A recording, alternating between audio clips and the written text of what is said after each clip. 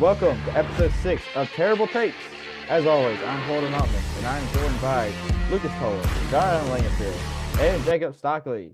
We hope you had an amazing Thanksgiving, and now, since it's December 1st, we wish you a Merry Christmas. Before we introduce our guests today, be on lookout for the next couple weeks of Terrible Takes t-shirts coming soon. Maybe starting the new year, we'll introduce some t-shirts you can buy. But today we're joined by a very special guest we will introduce later. He'll be joining us for the college football segment. So now it is time for Revival's Pizza Trivia Question of the Week. Revival Pizza, Christ First, Crust Second, is located on 8707 Highway 165 in Trojan, Louisiana. They serve pizza, wings, and burgers and cannot wait to serve you soon. So last week's question was, what two NFL teams have won the most on Thanksgiving Day? And the answer was the Dallas Cowboys and Detroit Lions. And this week's winner is Joel Jose. Joel Jose, we will be in contact with you in the next few days, and we will be giving you your reward of a free personal pizza. So for this week's question is, who won the Heisman Trophy last year? And once again, for this week's question is, who won the Heisman Trophy last year?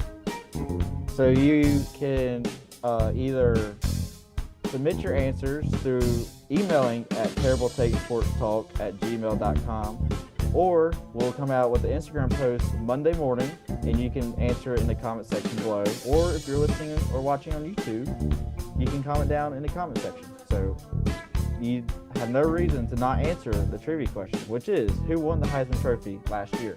Boys, it is time again for the battle of the sports encyclopedias of John, Adam, Langerfield, and Jacob Rock Chalk Stockley. Hey, Comeback last week, season, baby. yes, sir. Hey, last week was great. Just to give the fans a rundown of what happened, is we did the three Thanksgiving games, and they each did a score prediction of who would win, and then of course with the score, and that was going to be what counted this week for their point. But something very interesting happened. Stockley won the first game. They each picked the same three winners, but Stockley won the first game of the plus minus. John Adam won the second game of the plus minus, and then they perfectly tied on the third one in the plus minus. Both had plus. Was it three? Was it three? I think plus minus. It was three. Yeah, it was three. John Adam was under 3 points on the Niners, and Stockley was above 3 points, and they had the same score for the Seahawks. So what we decided this week is that this week's game is worth 2 points. We're just carrying it over. Okay, so this one's worth 2 points. This is a big one. This was a big one for the boys. Okay, so this week it is actually a really interesting topic. I stumbled upon this while on the internet, and I said, man, I think this would be really good for the pod. So John Adam and Stockley, this week we are going to do the top 13 touchdowns all time by franchise. Okay, Excuse me? So this is offensive, defensive, special teams, the top 13 touchdowns all time by team. Now here, you don't have to give me, so these numbers on the left are the touchdown numbers. So the top team has scored 3,625 touchdowns in their franchise history. You do not have to guess the total touchdown with a team. You can just name a team, and if they're on there, you get a point. Okay. I think it'd be really tough for you to have to name exactly. Now remember, I'm about to say we'd be screwed. You do get 3 strikes. Okay. And so once you get a strike, I'll take one off. And then if we have no strikes left, that means the other guy gets the chance. So I hope y'all are ready, because man, there's some shockers on here actually. Okay. Are y'all ready? Yeah. Yep. So since we had a tie, we're not going to do loser goes first again, because that means John and I will just go twice. So we will come back to rock paper scissors this week. I lost last game. Okay. I lost. Sorry, Stockley. You did? You know what, Stockley? I'll give it to you then. Stockley gets to go first. Okay. Hey, so he leads the series. Stockley goes first. So give me a team. I'll tell you if it's on there or not. There are 13. So let's see how this goes. Stockley, you are up first. The Green Bay Packers. The Green Bay Packers. are the number Wow, number one one. number one team, Who's the oldest franchise? 3,625 touchdowns. John Adam, you are next. Okay. Man, I'm trying to think. Give me the Steelers. The Steelers are Oh, on the let's go. list. Let's go, baby. You are correct with 2,902 total touchdowns. Stockley is back to you, big dog. Chicago Bears. Taking out the heavy hitters first. The Dang, Chicago 1 and 2? Bears. Okay. Now I okay, think this is I think this list is updated to this current year's preseason. So none of the ones this year count. Okay. Nervous. Let's see. I'm gonna go the Eagles. The Eagles. Yes, Number number 4. Wow. Let's go. Here we go. Let's go. It is 2-2. Man. Okay. Thought process here. Who are some old teams? Cowboys.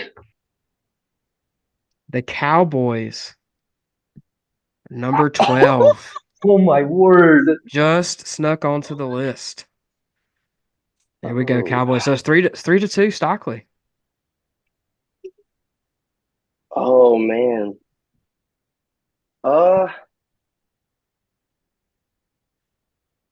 The Cardinals. The Cardinals with 3,041 Wow. total Let's touchdowns. go. Okay, no strikes yet. No strikes yet. Let's see. Stockley, back to you. It's 3-3. Minnesota Vikings. Stockley with the first strike of today. Oh What? The Vikings are not on the list. What? Dang it. All right, this is my chance. This is your chance, man. Okay. I'm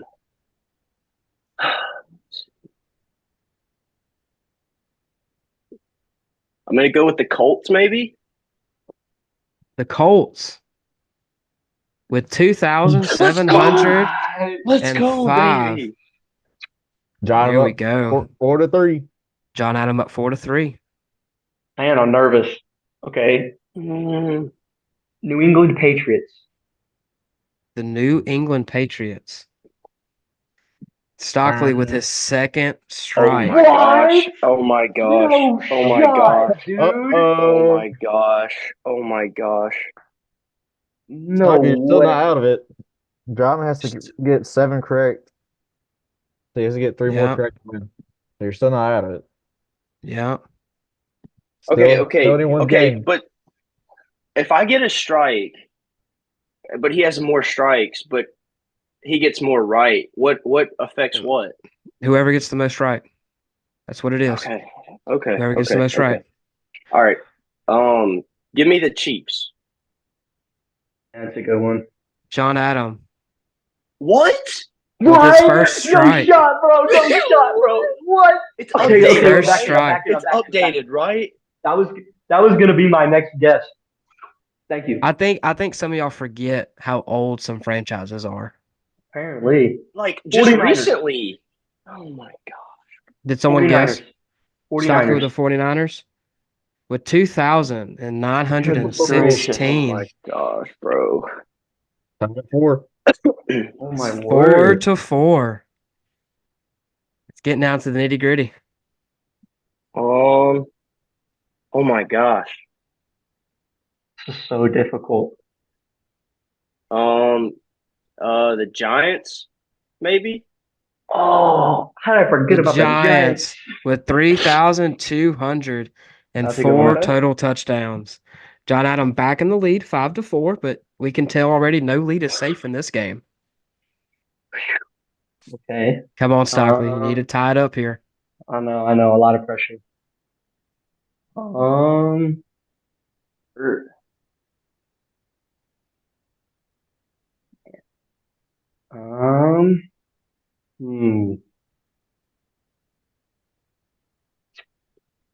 This is so difficult. The Rams. The Rams. with 3,150. No way. Oh my Nine. gosh, The bro. Oh my gosh. Rams. Let's Hey, go. Come it's on. 5-5. Rams? 5-5 with 3 left. Is it getting Come tight? on. Come on.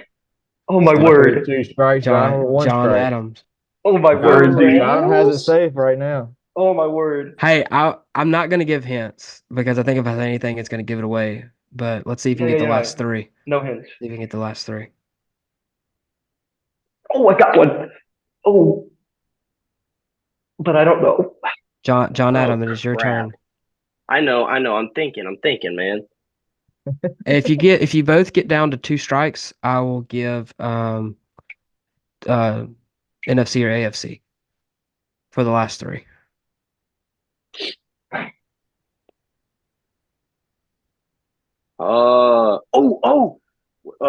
Shoot. I don't know. Go with your gut. The Lions. The Oh. Lions Oh, Barry with Sanders, right? 3,064 no touchdowns. shot. The gut Dang it. feeling. The Okay. gut feeling. John Oh my goodness, Stockley, bro. This you're is gonna down. go to freaking in, You, bro. you're Okay, I need down this. I 1. need this. I need this. Do you need Um, this and you need John to miss So 1? I'm thinking of old. mm, Raiders. The Raiders. With his 3rd strike, No way. which Please officially get this wrong. knocks Please get this him. wrong. No, that knocks you out. Oh, that's it. Yeah, because he has 6, right? Yeah. And you have Can I- 5. Yeah, if he gets Can I one at least wrong and try I to get one right, guess? then it's John 6-6. Adam wins. Can I at least try to guess it? We Yeah, have you can 2 try more, to right? If he try gets to one guess wrong it. and I get one right, then it's No, tied. you No, have three- 3. three- You have 3 strikes. 3 strikes 3 and you're out. strikes. It's like You're out baseball. of here. This is rigged. Uh, Get This is wrong some guy. yeah, corruption. John Adam, have fun with the last 2. One of them is AFC, one of them is NFC. So If he doesn't get it, officially, can I do it? Can I do it double or nothing? If how about I this? get the If last 2 wait, and he wait, doesn't, here you can I go. get the Here win? you go. Here it is. John Adam, you Yeah. can agree to this or not. I will give you a chance to get one of these 2 just for fun. If you put up an answer and it's not on there, Stockley has to get the last 2 right to get the win. I don't think he's going to get them right, so I think this is really in your favor. Okay. Okay, that's Okay. fair. We should do it. That's fair. Okay, John Adam, you get one more guess. Now, if John Come on, Adams' please guess miss, is on please miss, there, please it's miss, over. Please miss.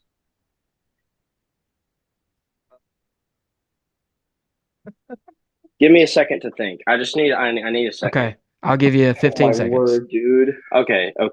If John Adams' guess is on the board, it's over. But if he misses this, Stockley has to get the last 2 right in 2 guesses. And Okay. I'm gonna write one down. Oh no. Um, Oh my goodness. you said one is AFC and one's NFC? yep, Okay. Have my oh my goodness. The Chargers? The Chargers? I'm not even going to sugarcoat it. With the clutch victory Wow. in the 13th No spot, way. the Los Angeles Chargers. To be Hey, fair, I wasn't even congrats. thinking about them, so I would have Wow. lost. Good job, Hey, John Adam. GG, bro. Does anyone God. want to GG. try 3,050, the middle one right Houston. here? Oh wait. Actually, no, it Is it is Houston? NFC. So it would have been what? The Redskins? The the Washington? Washington. I would Wow. not have guessed that. Hey, but John Adam Man. Lingerfield, congrats. Not only did GG. you win, you 3 got in a 2 row. points. So now 3 you're in a in the row. lead. You're in the lead now. 3 3 unanswered to points. 2. Hey, listen. It's been a long time coming, and all respects to the person I'm going up against. That dude is a whiz, and this has been one of the most fun things that we've done on this podcast. And I want to thank Lucas for hosting it and Jacob for battling me out. That was crazy. Hey, That we was haven't absolutely been Credit to insane. we Lucas for haven't finding these questions, man. hey, we haven't been here for a long time, but we're here for a good time. Hey, So, GG. hey, shout out. That So, was crazy. to wrap this up today, John Adam Lingerfield won. He is up now 3-2 on Stockley. And I actually want to say this here now, as Holden and I talked just about this earlier today. So in a few weeks, when all the bowl games get projected and finalized, we're going to do a John Adam versus Stockley bowl game. They're going to pick every bowl game. That's going to be the last big one for the year. But whoever wins these challenges by the end of them, so they'll be next week, maybe the last one, will get a 2-point lead advantage in the bowl game predictions. And Heck so yeah. these are big. And so next week could be big for Stockley to tie it up and Crazy. maybe take the lead. So Dude, that's uh, awesome. so John Adam leads 3-2. Stockley can come back next week. But thank you all for being here for that. And who would have thought that some of these teams were on here, right? Like the Bro, that's Lions and crazy. the Washington Redskins, now Commanders. Oh man. So that was a very entertaining battle of the encyclopedias. Dryadam coming out on top over Stockley. So Dryadam leads the series again 3-2 over Jacob Stockley. And so now moving on to our college football recap of the season. But we are joined by a very special guest, Corey McKinney. Welcome, Corey. First time on the podcast. How you doing? Yeah, man. I'm doing all right. What's up, everybody? My name's Corey, and I am a avid, lifelong Alabama fan. And I've been really amped about this college football season. I also do I have a YouTube channel. Right now, we're sitting right over 5,000 subscribers. Corey McKinney, One Step at a Time. If y'all want to check it out, where I discuss two of the greatest sports in the world, football and soccer. So that's a little bit about me. So thank you for being on here, Corey. So Lucas, you want to start off by giving your recap of the season? So basically for the recap, we have two segments for this. We have a recap, so basically just giving basically our ranking of the season, who we think so basically our 1 through 10 rating. So basically obviously 1 being like this is the worst season in football history, and 10 being this is stellar. And then giving basically our final thoughts. And then our second segment after that is talking about the college football all 10 championship games, given basically who we think is going to win and any other information for each one. So, Lucas Toller, you want to start us off? Yeah, guys, I will start off. I think this year has been a solid like 8.5 out of 10. I think this has been one of the best college football seasons, definitely since the playoff era has started. I have 3 main points. You know, I'm a student pastor, so I love to speak in points. So my 3 main points are, for one, this is the first time I think since really the 2014, the initial playoff, that we've had multiple teams fighting for those 4 spots. I think definitely if you look back in the history, it's really been like, you know, an SEC team, and then like Clemson, Ohio State, and then like 2 fillers, except for that initial playoff when TCU, Ohio State all fought for that 4th spot.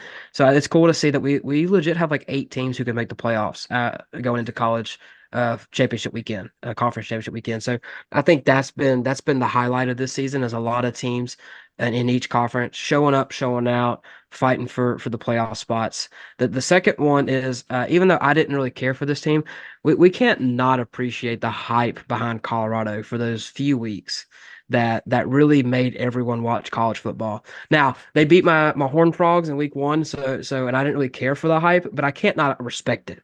I can't respect the fact that you had like not Takeoff, it was Offset and like Shaquille O'Neal and Lil Wayne, all these guys at the Colorado games. And so I think bringing that culture to college football did a lot for the sport. So even though I don't care for Colorado, I have to respect the fact that for like 4 or 5 weeks, I feel like everyone in the nation was watching college football. And so I think that did a lot for the sport. So I think that's one of the big highlights. And then the last one, I'm going to stay in the Pac-12. Bro, Pac-12 after dark this year may have been the greatest 12 weeks of football in the history of football. Every single Pac, I've never stayed up this late at night in consecutive weeks to watch Pac-12 football. Every single game was like under 7-point wins. It was phenomenal. I'm watching Oregon State and Arizona at 1 a.m., right? Like, who watches that? But then it's because Arizona wins in like the last minute of the game. I think Pac-12 after dark has been like phenomenal this year. And so I think there's some good football coming out of a conference that typically just has average football. Now, here's my one holdup. Here's the reason it's not above an 8.5. I think we've had some really cool upsets this year. Kansas beating Oklahoma, right? We have some cool moments, but I do think we've missed some like big upsets. I think we've missed some like monstrous upsets. Right? Like if Auburn had beaten Alabama, that would have been a monstrous upset. Or when like Missouri played Georgia and they lost by I think 10, right? If Missouri had could have pulled that out. I mean, we've missed what I would say some like all-time upsets that I feel like we usually get with the college football season. Typically Ohio State will drop a random game to like Illinois or Purdue. We just didn't get that this year. I think that's why it's an 8.5 for me. But I do think, just as a flat basis, this has been one of my favorite college football seasons we've had in a very long time. And I hope it doesn't get doled out by a 12 team, right? Because like a lot more teams can make it. It doesn't feel as like as like what's I'm looking for. It doesn't feel yeah, it doesn't feel earned, I would say, to make the top four as much, I mean, or to make a top 12 as much as it is to make a top four. So that could take away some of it this next few years. But 8.5 been a great year. Loved Pac-12 after dark. Would have loved to seen a few more upsets. Maybe we'll see one this Saturday. Maybe we could see some shakeup this week. But I think this has been one I'll remember for a few years. So I'll go I next. guess I'll go second. Hold Okay, yeah, you go. You go. So great points, Lucas. I agree with you on the Pac-12 after dark. It was crazy staying up later than I typically would for a Pac-12 game. Even though we've had Pac-12 at night games like that, I don't think I've been like up and really watching it. Like I think I kind of just maybe was still up but just wasn't watching, or maybe would tune into it and then just go to bed early because the game would be a blowout or something. But they've been like extremely close games, like you just said. The Arizona Oregon State game was insane. The Colorado hype has been huge.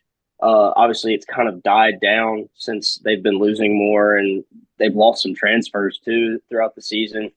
Um, but I would probably give this season a 9.3, and here's why. So a 9.3 for a couple reasons.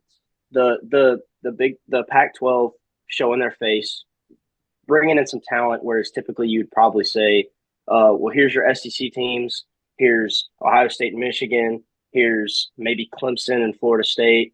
And I mean, there's just not much that ever came out of the Pac 12. You had your Oregon, you had your Washington, but they were never top 10 material, I don't think. Well, this year they are. And Washington being undefeated and beating Oregon, like in that close game, high scoring, everybody loves to watch those types of games. I think they made a point this year. And here's why I have a higher rating than you had it. It's because this is our last season of the four. And that's what I love the most. I don't want to see it go to 12. It's going to happen whether I say no or yes. But as far as the four goes, this is exactly what you want to see in a final four. And I think we're just now getting to where it would have been like this for maybe a couple years, or maybe for forever. You would have started having these Pac-12 teams, these Big 12 teams making a push and having 3 or 4 teams just on the outside that you can make an argument for to get in. And if anything, you maybe add to go to 6, but I don't think you even change it. I love the debate. I love arguing for a team to get in. Sure, it may be frustrating if your team isn't the one that gets in, but at the end of the day, that's what it's all about, is the hype and the build up to these games, like the conference championships that we're about to get to. If Alabama beats Georgia, what happens to the SEC? Do no SEC team gets in? That's what the argument I love to have with teams. And if you go to 12, you don't have that anymore. I think you can argue a couple teams, but it's not going to be near as big of a deal because everything's going to play out for itself throughout the season. So a 9.3 strictly because it's been a great season of football. You have had those close games that could have been upsets. And even though they didn't upset them, it still made you wonder, like, oh, dang, Missouri's hanging with Georgia. Could they upset? Like, that's what you want to watch. And so it may not be an upset, but it may just be a close game, up like close to an upset. And so I would give it a 9.3. Holden? So I would have to say mine's like a 7.5, maybe 8. I know it's lower than y'all's, but I have a few reasons. So obviously you had like the Colorado hype. I think that was good. It kind of made me mad because I knew they weren't gonna. People were saying that comparing them to the LSU 2019 run with Joe Burrow, I knew that was completely false. Like, yeah, they started off 3-0, but they also ended the season 1-8 or something like that, or 1-7. So I knew the hype wasn't there and stuff, but it was still very good for I knew it was still very good for football. Also, another thing I enjoyed was the USC downfall. That was very like I personally enjoyed that. I can't stand, as you've probably heard on past episodes, we can't stand Caleb Williams. So watching them go to 7-5 unranked was very enjoyable, and also just all the really close games this year that I've watched, like the Alabama Auburn game, I mean even the Colorado State game was very enjoyable to watch, and just many other games like all the Pac-12 after darks we've mentioned are very enjoyable to watch, and so for like Utah State, not Utah State, Utah, like all those games they played close, and then also just the college football playoffs being up for grabs for 5 to 7 teams, and basically just discussing why Texas should get in over Bama. Anyways, and I think it was just a very balanced year football. Like there weren't just these two main dominant teams that okay, yeah, we know they're gonna make it to the playoffs. Like I think the top seven are like very balanced out. Maybe Georgia and Michigan can over dominate, but I think they're still very beatable. Like Georgia barely beat Georgia Tech last week. So I think they're still very like those teams are still everyone's still very beatable. Like there's not just powerhouses that we've seen in the past. And the reason I had to rank it 7.5 is because my Louisiana Tech Bulldogs went 3-9, and I was gonna make it an 8, but this dropped it down half a point. I'm disappointed. It was a tough year to say the least, but hey, we could have beat Alabama, bro. All We right, played all New, right. We're just gonna move we on. we We're beat just New gonna move Mexico on. State. We're We just gonna almost move beat. on. We're just We gonna move on. almost. I could go next. No, no, no, no, We're no, gonna no, move no, on no, now. no. So, Let me no, explain. Let me explain. Holden, Let me explain. Holden. Let me explain. Let me explain. Yeah, Let me my explain. Let me turn. explain. My Let me explain. turn. Let me explain. Let me explain. Let me explain. We almost beat New Mexico State. We lost by 7. New Mexico State beat Auburn by 21. Therefore, we would beat Alabama. Dude, rivalry weeks, you can't even That's take so statistics dumb. Okay, into a moving rivalry on. game. Moving on. That was so irrelevant. But okay. Wow. Okay. Well, personally, I would give this season an 8.5. Like I give an 8.5 out of 10. Uh, it no season will ever get a 10 out of 10 in my eyes unless the season is exactly or even better like 2007. 2007 was the greatest college football season we've ever had, we've ever experienced, and no season will ever touch that and get close. I will say if the reason why it's an 8.5 and not higher is probably the lack of upsets. I mean, outside of Oklahoma, that was like the only, I think, AP top five like upset besides like USC falling down in the rankings for poor performance and then dropping the game to Utah and then dropping all the way down. The USC downfall from being a preseason top five and then dropping completely out 75 was very enjoyable to watch. The top four, like we said, is like really balanced, really deep. You've got two teams for the Pac-12 battling it out this week. You've got Bama and Georgia battling it out because Georgia loses, right? There's a possibility they don't get in. And Bama, they need this win because, I mean, as I'll explain later, I think Bama will get in if they win. But you can make a case for 1 through 4. You can make a case for 5 through 8. Like everyone deserves to be top four. Uh, OU had a decent season. It was good Red River rivalry this year. You know, no upsets there. And then obviously KU season was fairly good. 8-4 to finish the season. Arguably 2 wins away from heading to the Big 12 championship game against Texas. But you know, this season's been an 8.5 out of 10, and I've enjoyed thoroughly like watching every game. It's probably one of the top 5 seasons I've like most watched football. So yeah. Yeah, I'm gonna go kind of even a little bit more north than you guys have. I would even rank this season. I would say this is the best season of college football that we've had in the playoff era so far. I do truly believe that. I think, and if we're just going off of that, I'm gonna rank the season like a 9.9. Um, A 10 would be that Alabama beats everybody by 60, and then we just walk through the I national was championship. that's That's what a I was 10 gonna season. say.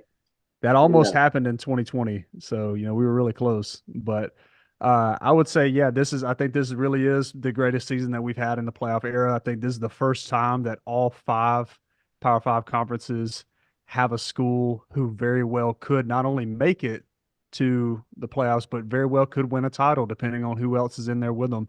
And so I think that's the first time, in the past it's been, well, they could maybe, if these 3 teams lose, and they might make it, but they're not even a contender. But you're looking at real teams who could really contend from any of the Power 5 conferences coming into this, and I think that makes it something special. I don't think that we've seen anything like that before, and we probably won't going into. I mean, we'll see more schools coming about, but the Power 5 doesn't exist anymore. Pac-12 is dissolving. And so, going into this 12-team layout, I think the landscape's going to look a lot different. I saw a comment, and it was like, the game this year, Ohio State and Michigan, was so much more significant than it will ever be, because this is the last time that it'll ever have the stakes that it had, where both teams are coming in, 11-0, and it really, if both teams come to it 11-0 from this year forward, they're both going to the playoffs. It just doesn't mean the same anymore. And so, I think that really does say something, and really does hold some weight when it comes to considering what this season is and what it means. I've also enjoyed a couple other things.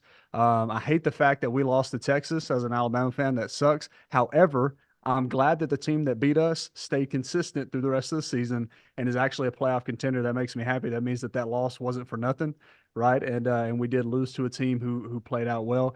I think for the rest of college football, everybody's excited that Notre Dame is on nobody's radar and that USC is not as well. I don't think anybody's upset about that.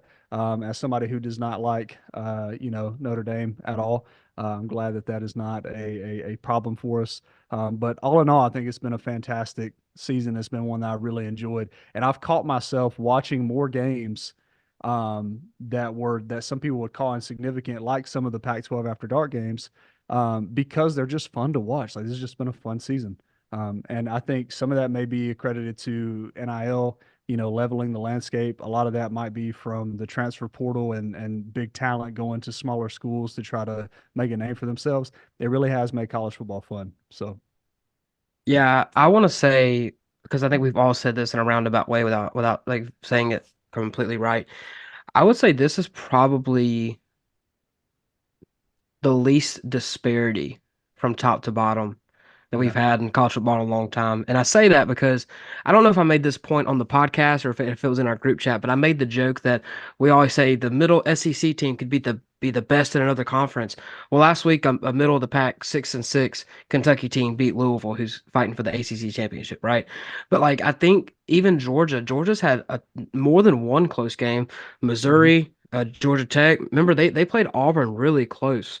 I think A, till the end of that game, and so a like game-winning even interception with a minute and 20 left on the and clock. so even the top Yeah. now, Michigan gets that pass because the Big Ten is terrible. I mean, they're awful. But then Ohio State, they play like the Rutgers close, some other games. I just feel like from top to bottom, like the disparity is so close, and closer than I would say close to that 2007 season when like Kansas and Missouri were up there. Then LSU made it as a two-loss team in the national championship. It has felt like at any moment. And I think it shows with 8 teams fighting for 4 spots, but it feels like at any moment, anything could happen this year. Mm. There's been just such a close disparity between the best and the worst, that I think that's why it's made this college football season so close. But I still would have wished for just a few big upsets that could have rocked the stage for the college football playoffs. I think those upsets are probably coming. So, I think Iowa incoming. come on now. If they would just do us all a favor, man, nobody would be mad at them. I'd buy some Iowa merch. I Dude, would. the amount of like eruption that would happen if Iowa were to beat Michigan and you have Iowa State or Ohio State and Michigan both with one loss. You have the rest of the one loss crew right And outside then the and then top you have four. and then just say Dude, Bama beats Georgia, so that's another one loss team. Yeah. See, that's I like mean, eight or Say what, seven and one then loss. add Oregon Yeah, beating Washington if that happens. yeah, that's yep. that's 8 one-loss teams you got put in. So Crazy. I mean, like, what if like Tulane wins out? You never know. You know, Roll wave. roll wave, baby. Roll wave, baby. Roll that wave. Hey, speaking of Not conference roll tide. championships, Not roll Holden. tide. So Holden, yeah. speaking of conference championships, man. So as always, there's 10 conference championships. There's 5 P5s and then G5s. So you have conference. So the first one we'll go to is Conference USA. You have New Mexico State versus ranked 25 Liberty. So I have Liberty winning. I saw Liberty play Tech. Tech's awful, but Liberty is just they're stacked all the way around. They just have a stacked offense. They can pass, run it on you no matter what. Their defense is very solid as well. So I have Liberty winning that game. So we'll go Yeah, Lucas, for some of Jacob, these Donovan, and Corey were the for picks. some of these smaller conferences, I haven't watched too much, so I just did a little bit of research. Yeah, I think Liberty's pretty a solid pick for this one. And New Mexico State could come out and play like they did against Auburn and maybe upset Liberty, but I do have Liberty as well. John Adam. Yeah, I mean, I'm not gonna change much up. I'm just gonna say Liberty's gonna win. They've been good for several years now. They've kind of turned their program around. They've looked really good as far as their season goes. Uh, Not exactly like a Tulane, but they're starting to become like they're pretty stamped as far as one of the better teams in their conference. And I mean, props to them. But yeah, I'll take Liberty over New Mexico State. Yeah, I have, also have Liberty. I kind of think the New Mexico State game was probably a little bit of a fluke. I didn't watch the game, but on paper it seems kind of like a fluke in terms of turnover margin. Liberty's +8, New Mexico State's -2. Liberty's 12-0 and also trying to compete for highest Group of Five team. If SMU knocks off Tulane, there's a good chance since Liberty's the second highest. They jump Tulane, and that means New Year's Six Bowl to prove their worth, and they're still vying for undefeated season. So I think that's another factor. Liberty also has a top 5 offense, top 40 defense. So I've got Liberty. Yeah, I'm not gonna change anything here across the board for us, guys. Liberty is definitely gonna win that game. There's a couple things that Liberty has been doing in the past few seasons that's really impressed me. One is the kind of recruits that they're bringing into Liberty, and two, who is graduating or leaving from Liberty and going to the NFL. I think they're putting out some great athletes, and I don't think anybody in their conference is doing anything like it. And so I have hats off to Liberty. They're really turning up right now. So next we have the Pac-12, number 6 Oregon versus Washington, number 4 Washington. I have Oregon winning. I think Washington got the fluke win last time against over Oregon. I think Oregon's coaching failed them that game. So I think Oregon gets revenge back at Washington. And I think Oregon wins and goes into the college football playoffs. Lucas? Yeah, I am wondering why we went like Conference USA then Pac-12, but hey, I didn't make the Hey, list. I just Um, I It's just on put it. Friday. It's on I Friday. Yeah, I think it's about days. I clicked ESPN plus so FBS and then just went down the order. one of our good friends, John Michael, likes to say this when I talk about upsets and people if they play twice. Oregon had a loss against Washington that had a lot of things bad happen for Oregon. Now, to their own fault and their coach for going for it inside the 30 on 4th down 3 times instead of kicking a field goal. Right? I said this. I think this has been one of the most aggressive coaching years ever in college football. It seems like if it's within 4th and 3 and you're on the other side of the 50, they're going for it. And it never works. But let's just keep trying, I guess. I do think Oregon does win this because I think it took them making a lot of mistakes for Washington to win a very close game. So I think Oregon plays a better game. I think that their defense shows up. I think Michael Penix is still overrated because he throws up a bunch of 50-50 balls down the sideline, and he has 2 of the best receivers in the country that go up and grab it. I think Oregon learns from their mistakes. Maybe they'll take their points in the red zone instead of keep trying to go for it and go for it. So I do think Oregon wins. I do think the line's 9.5. Yeah, That I'd probably take. I ain't gonna lie. I'd take the over. I think Oregon wins by like 13. I think they're gonna beat Washington pretty handily. And I think this is the time where we see that. Not that Washington won a fluke game against Oregon, but they had a lot of things go their way, and I think it's time for Oregon to get their way, and they're gonna win by like 13. heard it here from our betting Yeah, expert, Lucas Toller. Take the over.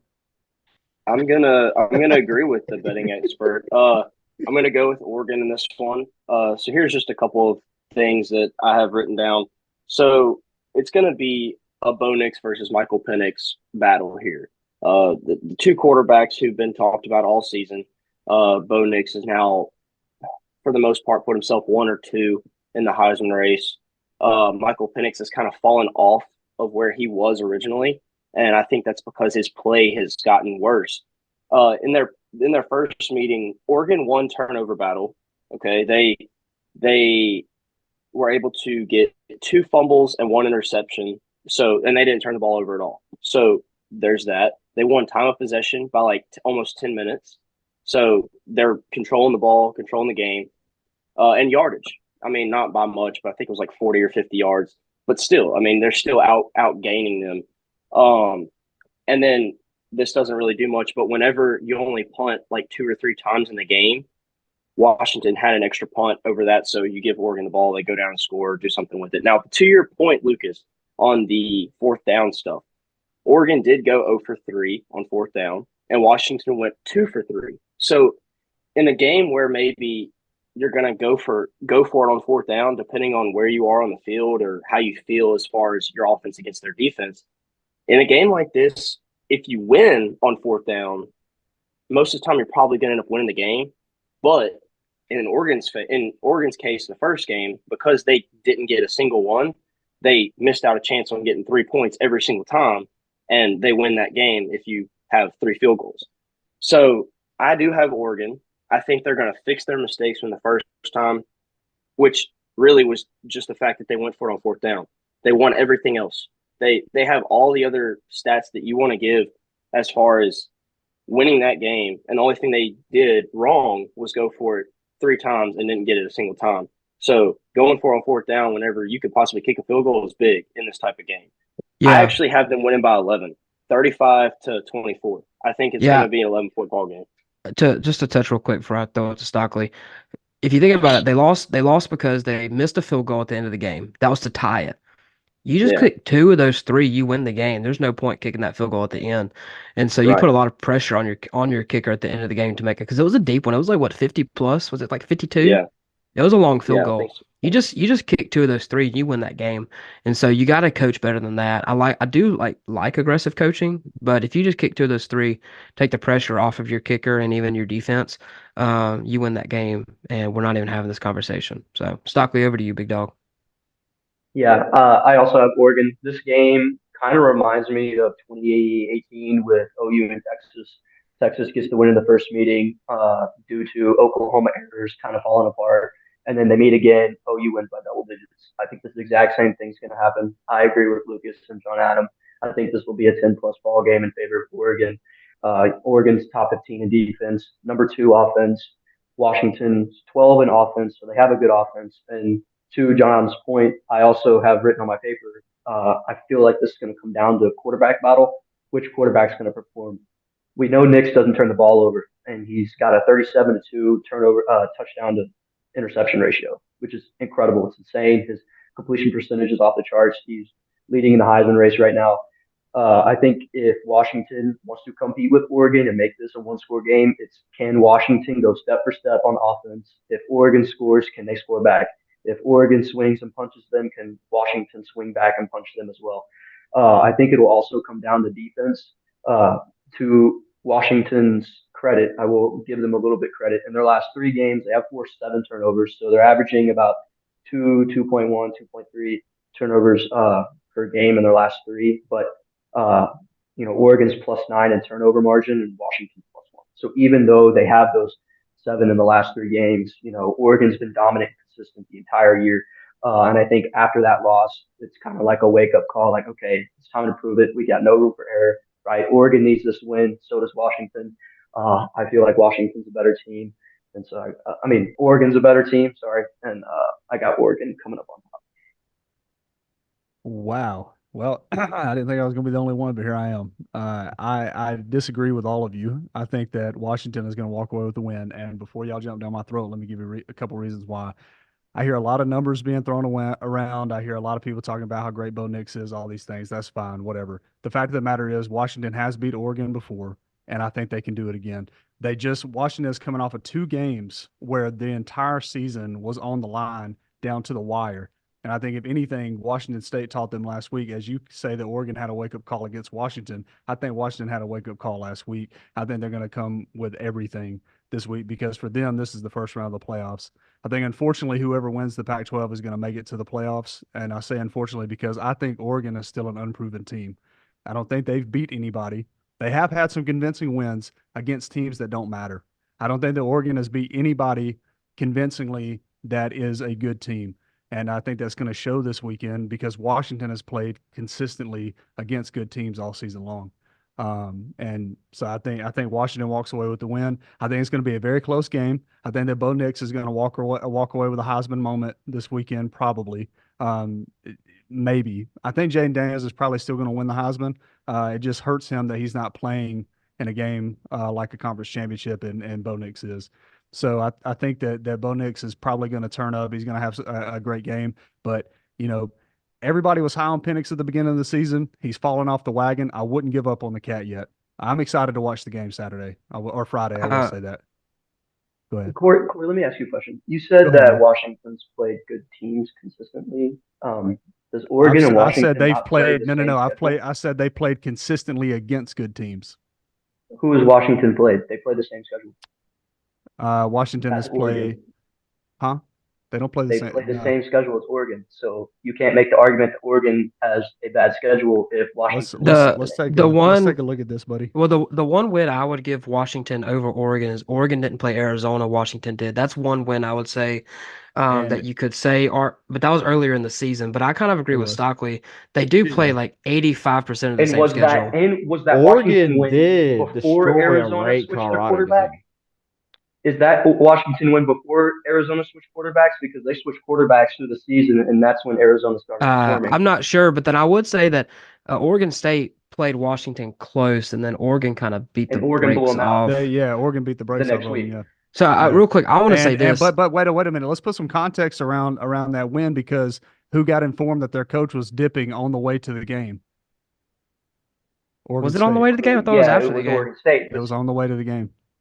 So I'm just saying they didn't have anything to play for. Right? So here's none of us mentioned this. I think this is a rivalry game. You have everything to play for. It'd be like Auburn and Bama. What does Auburn have to play for? And notice who hit the transfer portal immediately after the game. Hey, real quick, guys. Hold up. Okay, we could run that in circles. Here's one thing none of us mentioned. Oregon's best wide receiver is out for the season. Yep. Okay. Devon Allen, U.S. Olympian. He's a phenomenal player. Probably should be mentioned I think he's either right on the cusp or for like the best wide receiver award. I think he's just missed it, but he's out for the year. So does that affect Oregon? Does that affect Bo Nix not having your best weapon? No. Do they have enough to fill in for him? Can I please fill in right here? I will say this right now. Even if Bo Nix does not win the Heisman, I will say he's the best quarterback in college football. The cat is unbelievable. He is. I don't think it matters that he doesn't have his star receiver. I think he's going to find outlets. I think he's going to play a great game. No hate towards Bo Nix whatsoever. I think win or lose, Bo Nix is going to have a fantastic game. I think that it's going to come down to the rest of the team rallying around him, particularly their defense, who is suspect. But anyway. All right. As well, I think Oregon has a better running game. If I'm being completely honest, I think they can run the ball better than what Washington can. Washington hasn't proven that they can dominate on the ground in the trenches like Oregon has.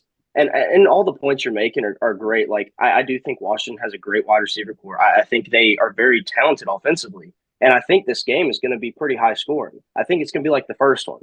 It's just coming down to those mistakes that were made. And if Washington can affix their mistakes, then I can see them winning that game against Oregon. But if they're the ones who made the mistakes the first game, and it came down basically to Oregon not taking the field goals that would have won the game previously, not the last field goal, but the ones before that they went for on fourth down. If you go down and you kick those field goals, we're not even having this discussion because, I mean, it would be flipped, but I think Oregon would end up running away with the season. But as far as like the running game goes and being able to say, hey, beat your man, beat this defensive lineman, Oregon's got it. And I don't think Washington exactly does as far as running the ball.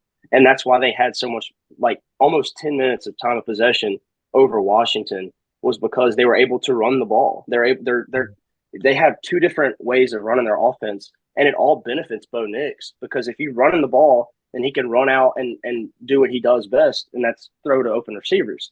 So, like, I definitely see where you're coming from, Corey, because you can make the argument either way. I mean, we could sit here all day and argue one team should be able to beat the other, but Sure. it's probably just going to end up being a touchdown game anyway. It's going to be close. The only thing that keeps me from trusting Washington, and this has been since this game has happened, that flub against Arizona State has rubbed me the wrong way about Washington since that game. I don't care who they've beaten since. Michael Penix didn't score a touchdown that game, right? They had to get a pick six to win that game, and they kicked, I think, 3 field goals. And you beat a team that has struggled all season like that. Ever since then, I've just had constant doubt about Washington and what they can do. And if they just have a game like that again, I mean, Oregon could beat them by 30, not just 13. But I think they show up. I'm not saying they're not going to show up and play well, but I've had constant doubt about them and what they can do ever since that game. Because, I mean, that's not like a rough win. That's a bad win. I mean, that is bad. So I have nothing else to say about this game because we could talk about this game by itself the rest of the night. Could we just basically point it down to quarterback versus quarterback is probably going to end up winning the game? Exactly. And let's not sleep on the fact that we've got the number 1 and number 2 passing yards average leaders or whatever coming into the game. I'm trying to think of what that stat line is. Averaging we'll see here. Washington is averaging 345 yards a game, whereas Oregon is averaging, let's see here. I just had it pulled up just a moment ago. Nonetheless, Oregon's at like 351. And so, I mean, Penix had a fall off, sure, but I mean, they still put up great stats through the season. And yeah, speaking of that Arizona State game, was that a rain game, Lucas, or was that played in clear weather? I think it was foggy. It was cold. Did it rain? Did anybody know that? I think it was like remember. The weather conditions were not so kind. Yeah, I feel like there was something in the air there, but I do agree that it did hurt their view. For me, at least, I was like, man, they're actually going to lose this game, but they did pull out the win. But whatever. So moving on, so the next championship we have is the Big 12, possibly, maybe might be the biggest game of the weekend. Number 20 Oklahoma State versus number 7 Texas. The reason why I say biggest game is for Bama fans. They'll be tuning in for Texas. If Texas loses, Bama has a better shot getting in. But I have Texas as a 14.5 favorite over Oklahoma State. I think Texas pulls it out pretty big, wins big. Because they're playing in Texas at the AT&T Stadium, so they basically have home field advantage over Oklahoma State. So I think they pull out the win. So, Lucas. Yeah, I also have Texas. I think the same reason I have those doubts with Washington sometimes when Oklahoma State got the brakes beat off them by UCF. I think that's just been like, hey, they're there, right? Like, what Texas might as well just play their second string in a scrimmage for this. I mean, I think Texas wins. I think I think the line is right about 14. I could go up to 20 because Oklahoma State does have a dog at running back that and I think he could go off if they let him, but I have no reason to believe that Texas doesn't win this game by 17, 20, and tries to fight for a playoff spot after they win this game. Yeah, so I'll start off by saying I do have Texas winning, and I think they'll win by 14. But I want to give just a couple of things, and I just want to kind of put it in the perspective of maybe OK State can maybe pull off an upset, and it's because Texas is kind of two-faced this season, and you can make the argument that they played their best ball too early. I think that their first 5 weeks were their best playing, and sure, they've won. They made it to this point. They are in the Big 12 championship. They're in a chance to possibly make the playoff. They did what they needed to do to make it here. But in their last 7 games, 5 games have been very close, like within 10 points. So you have 2 games where you blew teams out, and like a Texas Tech, like if they can play like they did against Texas Tech, then I would have a completely different mindset. I'd say they're going to kill OK State.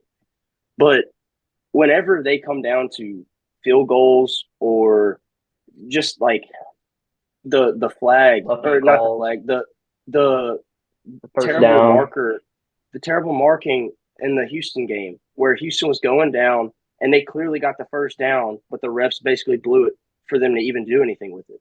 I mean, clearly first down, and not to say that they were going to go down and score, but they were like within 30 yards, and that would have been able to give them another like first down, and so they wouldn't have possibly been able to go down and score or tie the game up, and who knows what happens after that. But as far as Texas goes, like I said, if they can show up like they did against Texas Tech, I think they're going to beat them by 14 or more.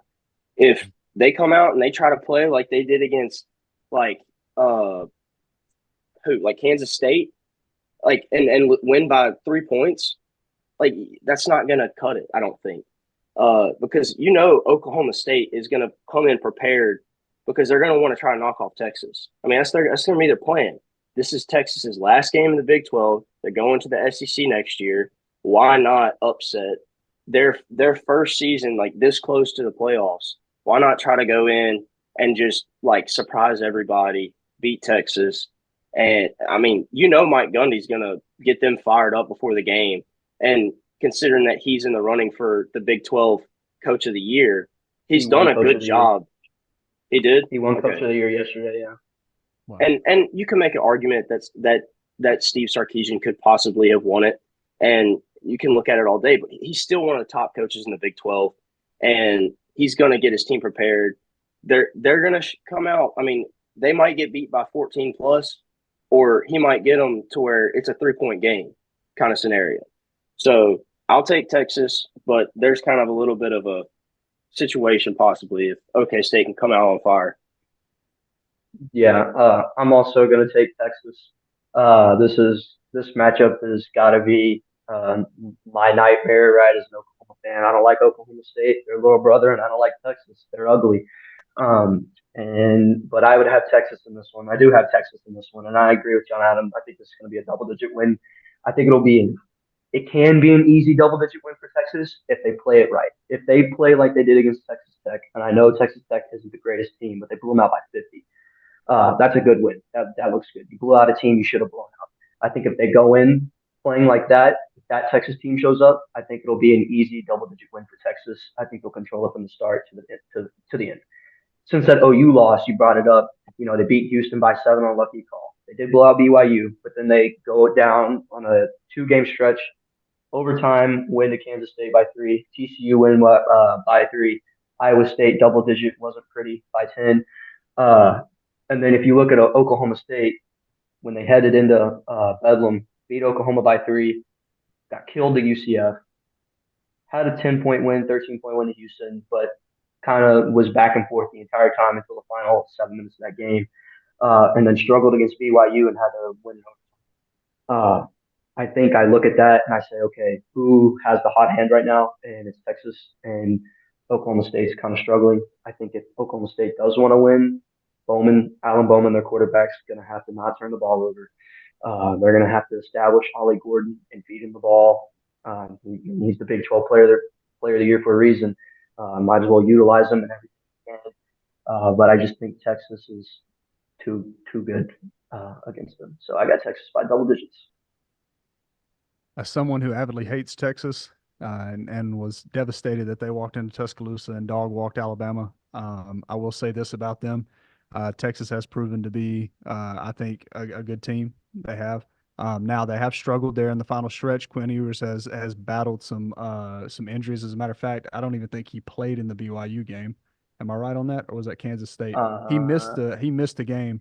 Kansas State, yeah. Murphy. And so and that's hard to lose your starting quarterback in a game that was at that time that big with Kansas State being ranked and whatnot.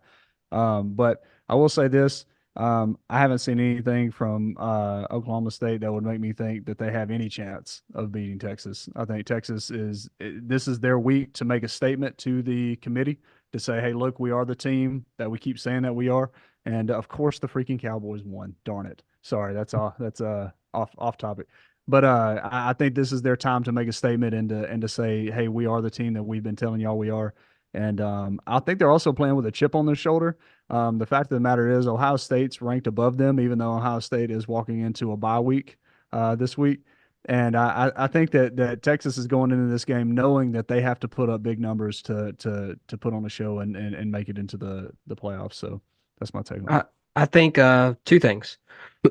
Sorry. One, this feels a lot like Ohio State, Wisconsin 2014, where Ohio State needed a really dominant win to prove, and they beat Wisconsin with like 40 with Cardale Mhm. Jones. Do y'all Oh, yeah. think Jonathan Brooks being out plays a big factor, right? Of course they beat the brakes off No, Texas Tech, but Texas Tech isn't that good. But I mean, you're out, your starting running back's out for the year. Does that play a big factor in this game, do you I don't think think? so. As someone who watched OU play Oklahoma State and we didn't play our running back number one, uh, it's doable. Mhm. I mean, Texas has good weapons. They have good quarterback play. Yeah. And Ewers plays well. I mean, they've got Yeah. weapons. yeah, Yeah. CJ Just Baxter sitting on the bench with over 100 Yeah, carries. I mean, it exactly. really is. He doesn't have the yardage, he doesn't have the production that Brooks has, but he definitely isn't inexperienced. He's had a lot of touches this season in pivotal moments. So I think that they're going to be okay. well, Jaden Blue was the standout last week. He had 121 yards against Mm. Texas Tech, 10 carries, 121 yards, and a touchdown. So Do you think maybe he he gets the can. start? I, I don't know. I think they're really going to do a lot of 50-50, 60-40 without Jonathan Brooks in there. So I just Mm. didn't know because I don't watch a lot of Texas football to say if that affects them that much. But Sure. anytime you lose a starter at any position, it could affect you. It is. So Yeah. yeah. Do you think that we'll see any like flex play from Malik Murphy coming out? Do y'all think we'll see any special packages or anything? No, since people thinking he's leaving, they just gonna put him on the I was about to bench. say, I think Malik Yeah, fair Murphy enough. put his Did name in he the did he portal. announce he was transferring? No, but a Yeah, lot of no, uh, I know a lot of schools are trying to get him. I Like don't know. Ohio State verbally is like, we want this guy. Boy, they're down bad. They're Yeah. down bad, boys. So moving on to some back action, we have Miami. Maction. Yes, Miami, Ohio versus Toledo. So I think Toledo is like 11-1, and Miami, Ohio is like a 10-2, I believe. So Toledo is a 7.5 point favorite. I have Toledo winning. I mean, I don't really watch the MAC that much to know anything about these teams, but Toledo looks, I guess they're solid at 11-1. So I have Toledo winning. Yeah, I ain't seen much action in the Maction. So I would say Toledo. That's who I've picked. I've watched them play one game. It's when they played um who was it? Buffalo. They played Buffalo on like a Thursday night game or something. I watched that. So I think Toledo wins. I don't think they cover because I do know Miami, Ohio has a stifling defense. Inside of MAC conference play, they have the number one defense. So I think it's going to be really, really close. I don't think Toledo covers, but I do think they pull out the win. Yeah, so like the fact that Toledo's 11-1, if they were to win the MAC, do they get in the college football playoffs? I mean, it's just a question. I'm wondering. Hey, No, didn't they lose to Illinois by a field goal? They could be 12-0. I mean they could be. You never know. I mean, and then if they won this weekend, then they could make the Final Four. No, I have Miami, Ohio actually winning that game. Like you said, their defense is amazing, best in the conference, and so I think it's going to be a 28-24 game. I think it's going to be one where they're able to keep Toledo lower than them and keep it pretty close, and win just by like a touchdown or something. But yeah, Yeah, I'm gonna have to disagree, my friend. I've got the Rockets. Give me the Rockets. I must have the Rockets as an aerospace engineer, and they've got this dog at running back, Peeny Boone, 15 touchdowns. He has almost 1,400 yards on the ground, 7.4 yards per carry. He's fifth in rushing, seventh per game at 113 yards per game. Hey, what's Give me that the name Rockets. again? I need that name again. Penny or Peeny Boone, bro. Penny Boone. Remember the name. He's a junior. I wouldn't be surprised if he goes somewhere big or if he puts his name in the draft. Hey, Also, if he some numbers. transfers to Oklahoma, he'll be the Booner sooner. Hey, Let's get it. we had a running back. Hey, we had a running back enter his name in the portal. I think we need to throw cash at him. Miami, Ohio, yes, has a good defense. Toledo is 32nd in the nation. Miami, Ohio is 24th. Toledo has a better offense. Miami's offense is 99. Give me the Rockets. We're gonna blast off. with the title to not a decent bowl game, but we're gonna win. Give me the Rockets. Going to the Cheez-It Bowl.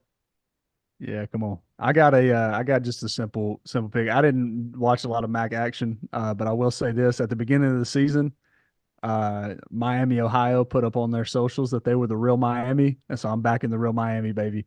Give me the real Miami. That's who's gonna take it. Moving on to the Mountain West Conference, we have Boise State is a 2-point favorite over University of UNLV.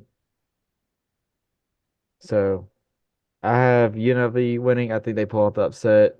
Fun fact, the Mountain West Conference was a 3-way tie, and they had to use computers to decide who makes the championship because they have no tiebreakers written down. So pretty interesting. So I guess Boise State and UNLV were, I guess, by computer choice. So there's some history or information about that game. So I have UNLV winning. Hey, so isn't it University of Las Vegas? That's what it is. Okay, because Holden definitely went the University of UNLV. So I was gonna say I forgot what the N was. Is it North Las Vegas? I think Is it? the UN is university, right? Is University of Las Vegas? Yeah. Who? Hey, I can tell you who cares. Not me, because like I have not watched one, It's the one. University of Las Vegas, Nevada. That's in Nevada. So I have not watched one Mountain West game, but I did a little bit of research, as I do. You know what it told me? I don't know who's gonna win. So I just picked Boise State, baby. Let's go Broncos. Yeah, the only reason I picked Boise State is because I used to play with their field back in the old NCAA days. So give me Boise State. I love them. I mean, give me the Broncos, baby. That's right. Yeah, I almost did the exact same thing, but I decided to do some stats, and so I'm strictly going over turnover margin. Boise State is -3, UNLV is +8. Give me UNLV. They also have a win against Vanderbilt, and if any SEC team was to go to the Mountain West, they would win it all, right? UNLV says no, uh, and they have a loss to Michigan. So that's great on the resume. Give me the Rebels. Give me UNLV. Fight J on, Rebels. Jacob, I would actually put money down that if Vanderbilt played the Mountain West, they would still miss a bowl game. UNLV would win the conference. Vanderbilt, Yeah, Vanderbilt would Vandy goes still miss a bowl 3 game and 9. if they played in the Vandy Mountain 3 and 9. West. 3 and 9. Book it. I think yeah. I'm gonna go with UNLV. I think they've had more action this year. They've seen better competition. I think they're gonna walk away with the win. That's all I got to say about that. I don't watch the Mountain West. Shame on Boise State for still being in the Mountain West. As a matter of fact, Dude, right? shame on them. So now for the 6, we've gone through 5. So Lucas Toller has made graphics. So on Monday or after this podcast releases, you'll be able to see all of our picks, and you can argue with us on Instagram. We'll post all 10 of our picks on Instagram, and you can argue. So going to the 6th conference championship, we have the SEC. Number 1 Georgia is a 5.5-point favorite over the 8th Bama. I honestly think Georgia's gonna take care of business. I'm not gonna say they're gonna like manhandle Bama, but I don't think it's gonna probably be about. I think a 10-point win. They probably gonna get like a late field goal to end it. I think it's gonna be a back and forth game. Georgia's gonna have the 7-point lead most of the time, but I think they're gonna have like a field goal to end up winning it or put it away. So I have Georgia winning by 10. I know Man, y'all don't like that. I really wish we would have saved this for the last one because this is going to take up a lot of time. And the other ones are not going to feel as important, but they are. All conference championships are important except for the Mountain West. So, I I have Georgia. I don't think either pick is wrong. I don't think there's a bad pick here. This Nah. does feel like a toss up. I think there's a toss up here. I don't think either team wins by more than 7. I definitely think this comes down to the end. The reason I picked Georgia, honestly has nothing to do with Bama almost beating Auburn like that. That rivalry games, you cannot take statistics and facts into those games because you'll have teams that are 0 and 11, about to beat a 11-0 team because it's just a rivalry.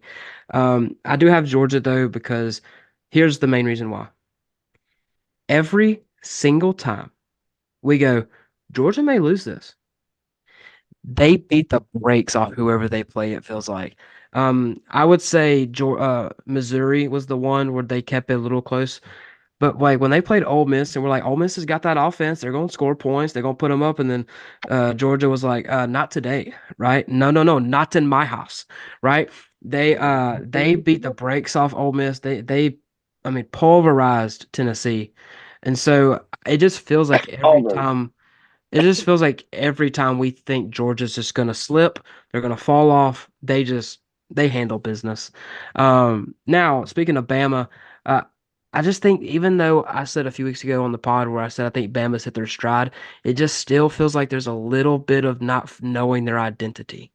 There's still a little bit there. I think that LSU Tennessee game, Kentucky game, Milroe went off. They knew what they were doing. We're gonna let him run the ball, make these quick decisions with some screen passes, not make him throw the ball downfield. My fear is that Georgia's going to force him to make those decisions where he's going to put the ball into places where he's going to turn the ball over. I don't think you can have I don't. Georgia's defense is so fast and quick. I don't know if Milroe can run the ball as much as he did against like LSU, where he carried the ball 22 times. I don't think it's going to happen.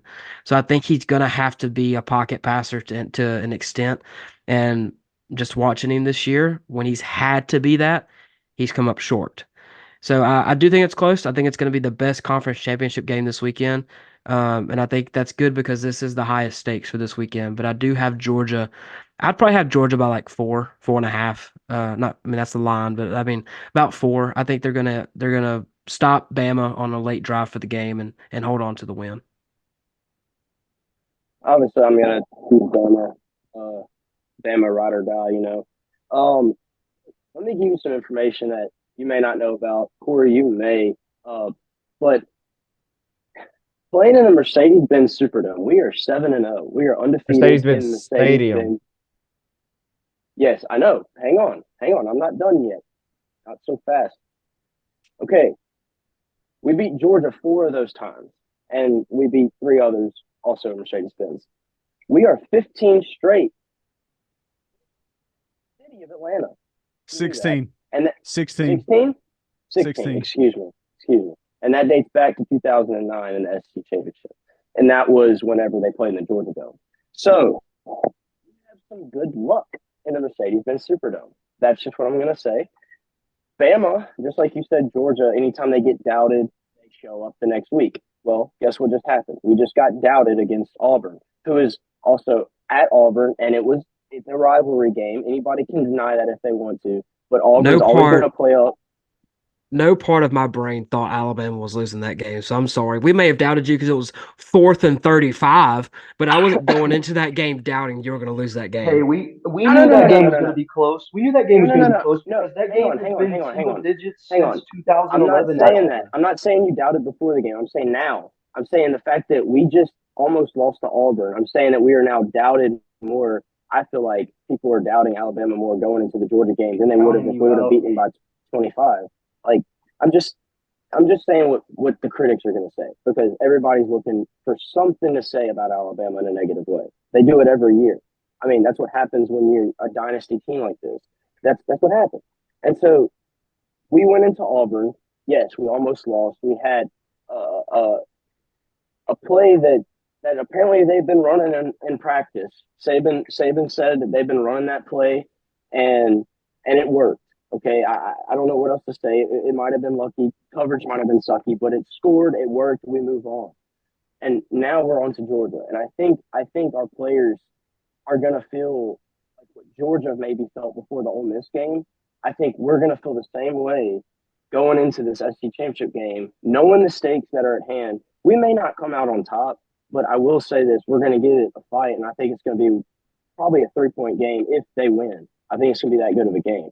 And I hope to what you just said, Lucas, is that the SEC championship game is the best game of the weekend because everybody looks forward to big SEC matchups like that.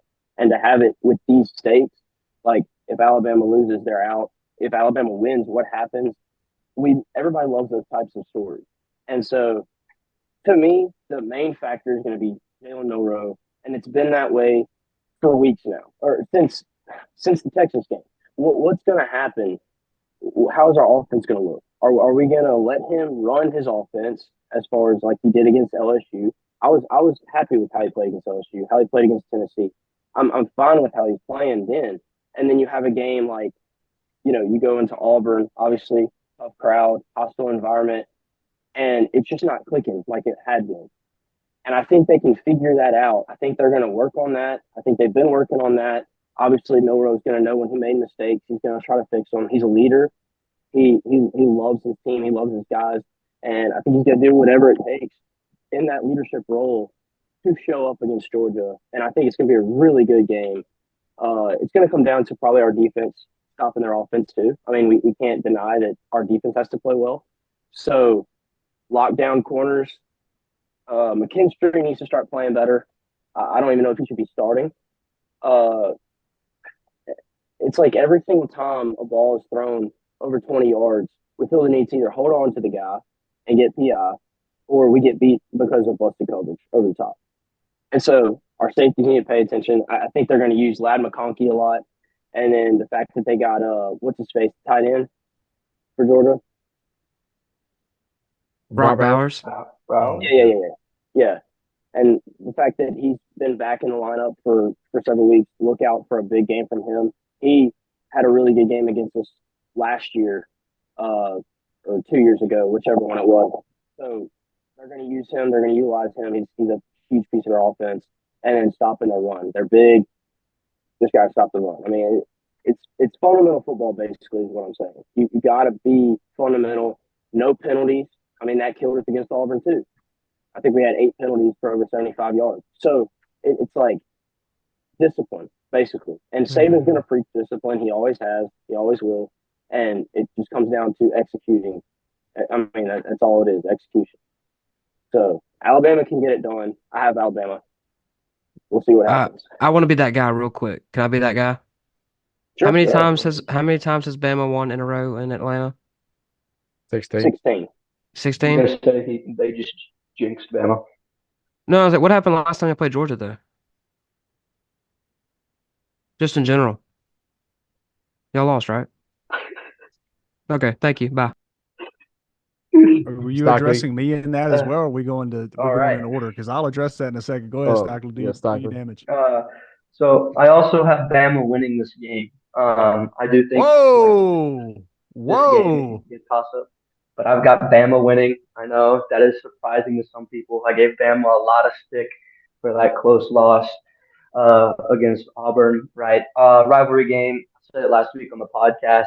Since 2011 in Jordan-Hare Stadium, that game has not been a blowout at all. It's been really close all the way through, and so I think as someone who recognized that and knew it was going to be close all the way through, as someone who's biased and wanted Bama to lose because I saw that score be close, gave them a lot of stick. But I do think Bama will win.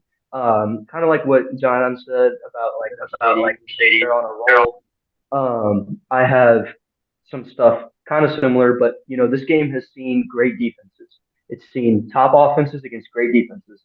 I've got a couple matchups from 2018, like Bama has a number one defense. Georgia has a number one defense. Georgia has another number one defense. Bama has a top 5 defense. I think I want to say like 3 of 4 or 4 of the 5 last times Georgia Bama have played. The team with the better defense wins. On paper now, the better defense is Georgia. However, I do think this is one of those times where Bama does get the win. Nick Saban's experience, right? So is Kirby Smart. I mean, he's been here doing this SEC title thing for the last couple of years now, but Saban has that experience. He knows how to get those boys right. He knows what they need to do to shut them down, discipline the players, like John said, and get their mind right for the game. Right? A lot of people are writing them out, counting them out after the Auburn game, saying, "Oh well, I think this is going to be a blowout now." Right? And you got the bettors saying, "Oh, Georgia's going to win by more than a touchdown, close to 10," because we're looking at this Auburn game and it just doesn't cut it. And I think because if Bama wants to get in the top 4, right, this is a must-win game. This is a great. This is the best win anyone can have on a resume, and I think this propels Bama into the top 4 if they do win. And so then it's how can Bama beat them? Just beat them. And another thing that caught my eye was the turnover margin. Georgia's turnover margin is 0. Bama's is +7. I think if Bama's defense can rattle Carson Beck, since it's his first time in a title game, it's going to be his first time playing Bama. That atmosphere is going to be electric. You're going to have probably 50% Bama fans because they travel well no matter where it is, and you're going to have 50% Georgia fans.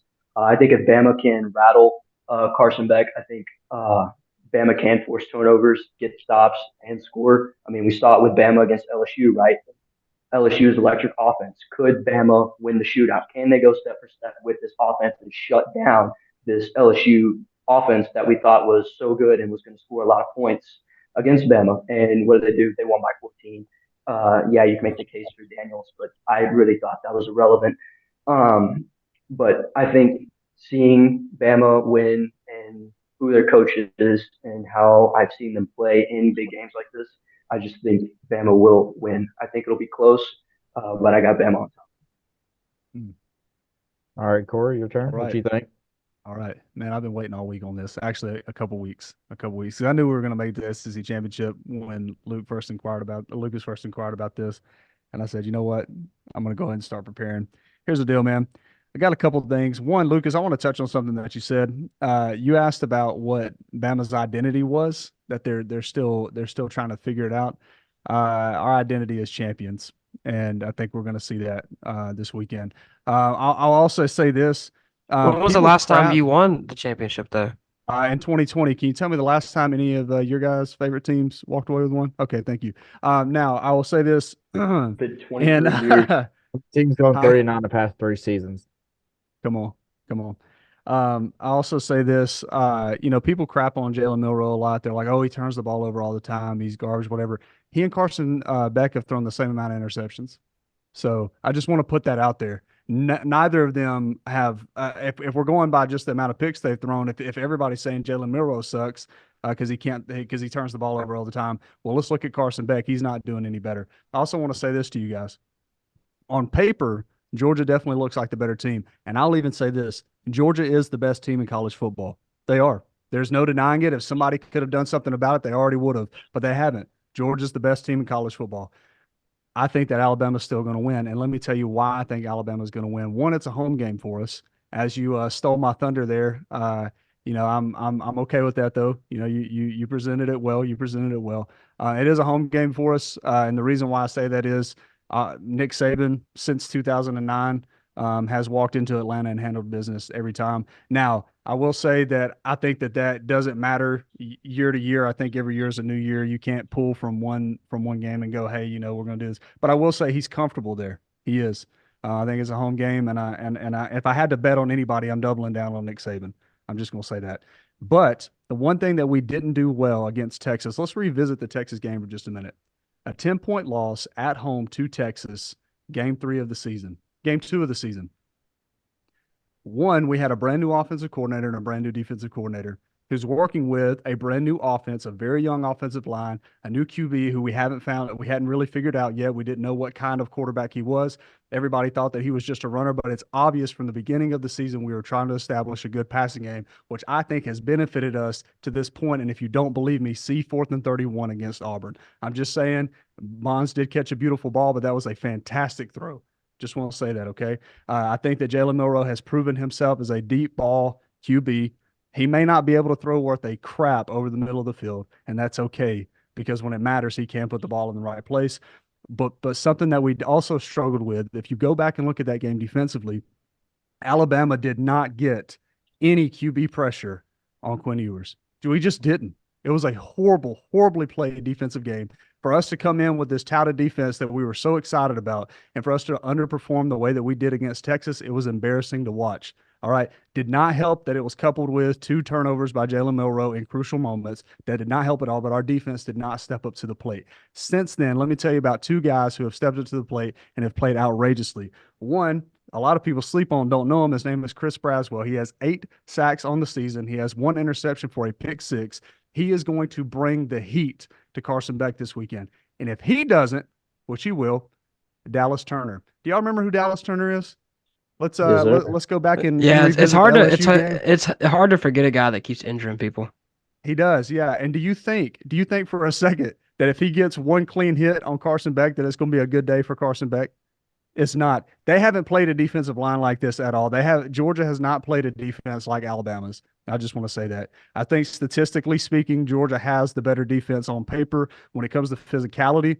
I would take Alabama's defense over Georgia's offense day in and day out. I think we're going to show up and we're going to give them the game of their life, a game that they haven't seen all season. Georgia has had a bunch of suspect wins, close wins at home, away, all these things. Everybody wants to harp on Alabama for the Auburn game. Please rewind and watch the Georgia Tech game. It wasn't good. Georgia did not perform well. So we're walking into this week with literally any team being able to win. And I think because of that, we're gonna see Alabama walk away. I will say this though. My final is overtime 3-point win by Alabama. Yeah, I like to rustle y'all's feathers. You know that. No, that's okay. Like I said, That's I okay. don't think, like I said, I don't think either team's a bad pick. I think both of them equally have a chance to win that game and then win the national championship. So Yeah, and I think I want to say that too. I want to say that too because I said this in our group message, but I want everybody who watches this to know this because it's going to come true. Whoever wins now, all the Power Five said earlier, every team in the Power Five, they've got a chance to really win the title depending on who's there. The only problem is one team from the SEC is going. Whoever wins the SEC championship is going to make the playoffs, and they're going to win the national championship. Whoever that is going to win the title. I think they'll make the title game, but I don't think they'll win it all. Hey, question. Hit me with it. I'm speaking off the dome, so I may be wrong. If Texas and Florida State win, but then Bama beats Georgia, do Bama and Georgia get in? No. If your league goes out, Bama gets in. Yeah, none of them make it. But I'm saying, I think in a normal season, hold on. So who gets the 4 then? Well, look, I think in a normal Texas. season before this, it would be if Florida State, Texas, and Alabama win, No, then you have I said if Florida State, so that knocks out the ACC. If they lose, if and they then lose, okay, and Texas loses, okay. so that leaves 3. Does Georgia get I the thought you said 4? win. Well, Yeah, Georgia gets the 4. Well, here's the thing, though. Here's the thing. I think depends on how bad how they feel about Ohio State. I think Ohio State would get them. No, There's no shot. I would say There's no shot Oh, because Georgia I'm has gonna say Georgia has I'm a gonna, conference championship game. They be 12-1. yeah, I I would don't- say I it don't- comes down to hold on. Look, I'm not saying I want Ohio State in. I'm saying I think the committee would say they lost to The Michigan. committee wouldn't drop them below 4. They're 2-time national champions. They're not going to leave them out if that's a possibility. yeah, I don't see Ohio State getting it above, and if it does, we riot. Well, what do you you know? do? Alabama 3, Georgia 4. Yep. Yeah. I would say You I get don't know, Georgia, you get Georgia, Michigan, and then you would get Oregon, Bama in the semifinals. yeah, because I would say 2 this is why I fire think- games, by the way. This Oh, is why yeah. I think Georgia And the would title game would be come great. over Ohio It'd be State. It would Bama, be. Georgia. It would be. It would be Bama, Georgia again. Yep.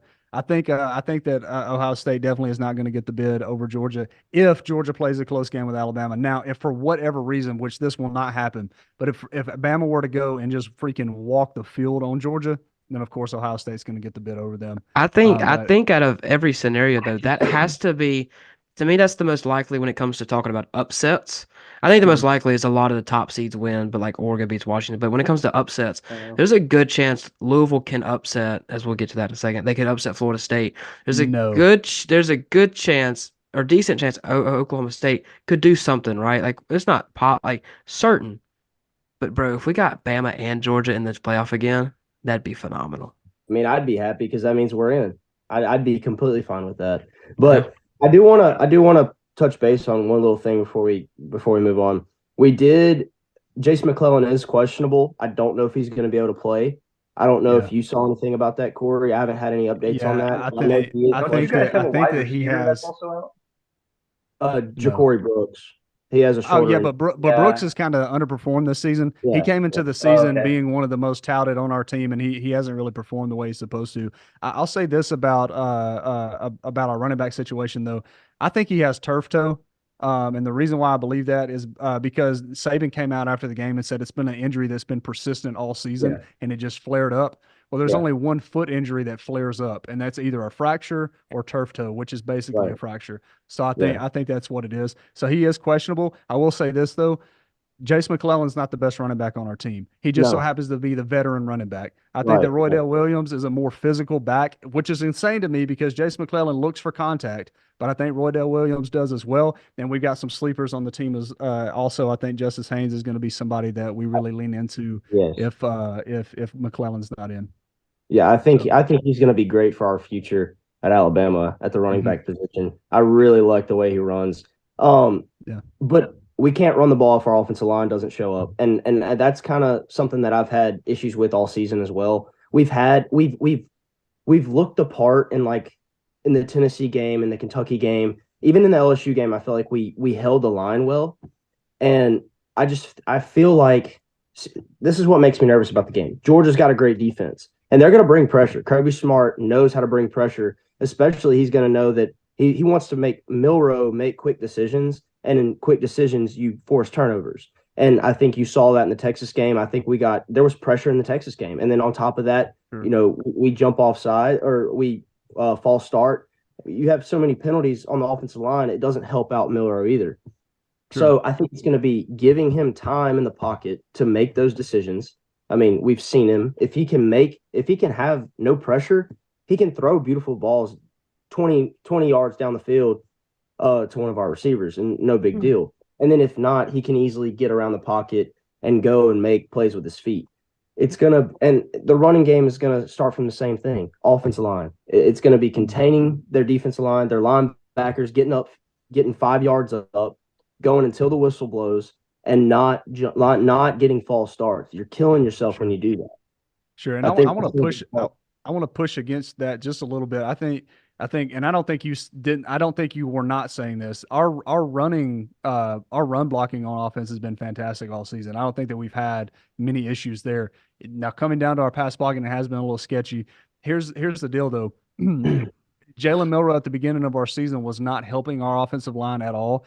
He was skittish in the pocket, especially against Texas. It was his first big game. You could tell that he just really wasn't there yet. He also hadn't figured out how to use his legs.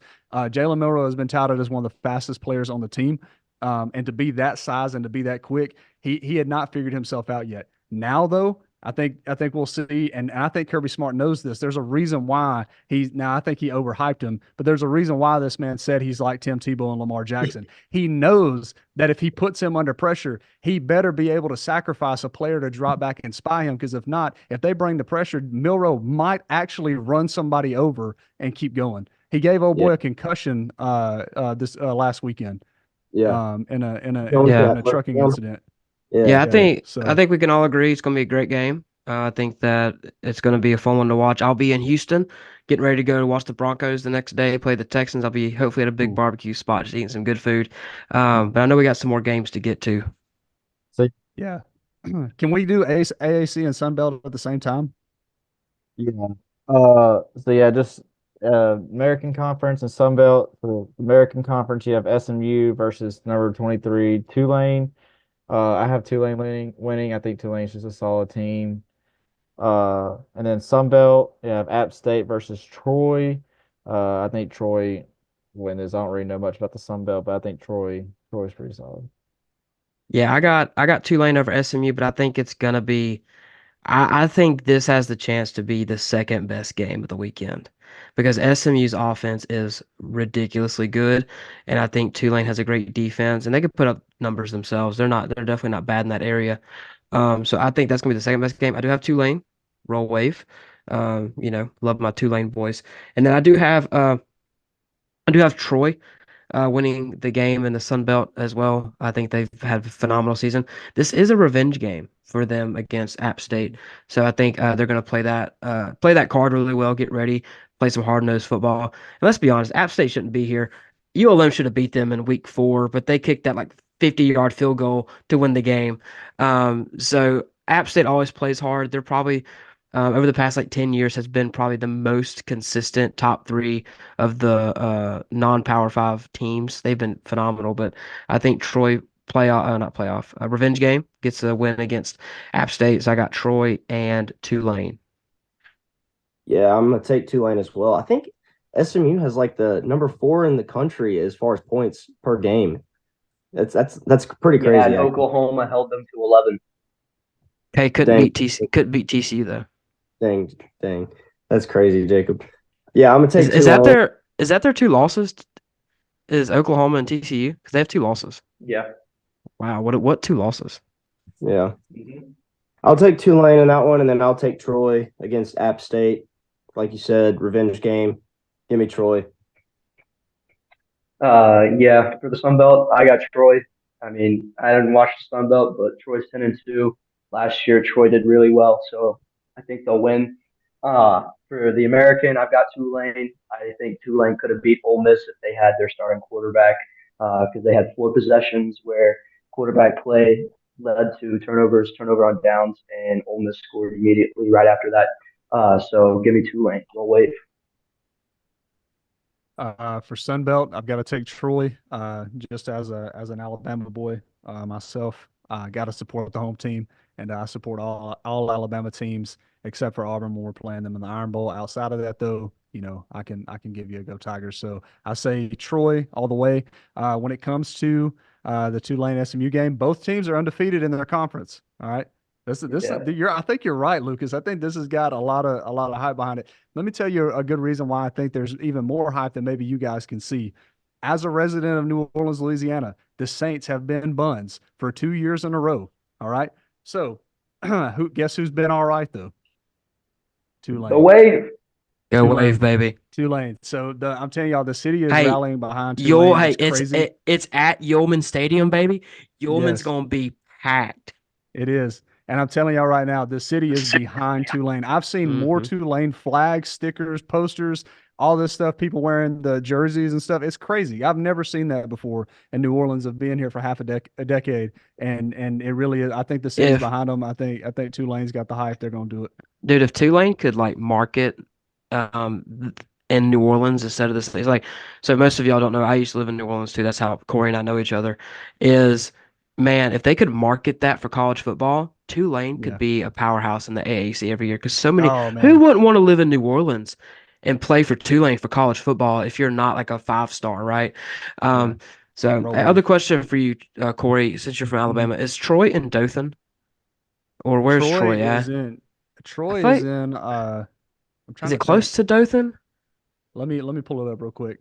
I got friends in Dothan. I know a worship Dothan is a pastor. little further south. That Dothan is closer to Auburn, if I'm not mistaken. Troy Okay. is actually in Troy, Alabama. Oh, So okay. There you go. yeah, I'm trying to figure out where exactly in Alabama. I want to say that's somewhere in middle Alabama. Yeah, that's gonna be which you have no idea what any of these areas are. Um Troy, well, I'll tell you, Dothan's not too far. Dothan's probably about an hour drive away. Okay. You're looking more Enterprise is closer to Troy than We Dothan got is, tons but of those here. yeah. So anyway, nice, There you go. nice. I like where to catch on. So moving on, we have two more conferences. We'll hit them on those real quick because we still got one more segment to go through, and it's gonna be a fun segment. I think y'all like it. That's So Holden telling us to shut up and get these picks in. Yeah, come on. no. Next conference we had the ACC. Yeah, number 10 Louisville. I think they're 12. I don't think I updated, but I think they're 12 now. Louisville Mhm. Yeah. versus number The 5 14th, Florida State. I think. Florida State's a 2.5 point favorite. I think it stays around that 3 point range, 4 point range, just because Florida State doesn't have their starting quarterback, so they're playing with the backup. And so I think Florida State pulls it out, and I think they make it to college football playoffs.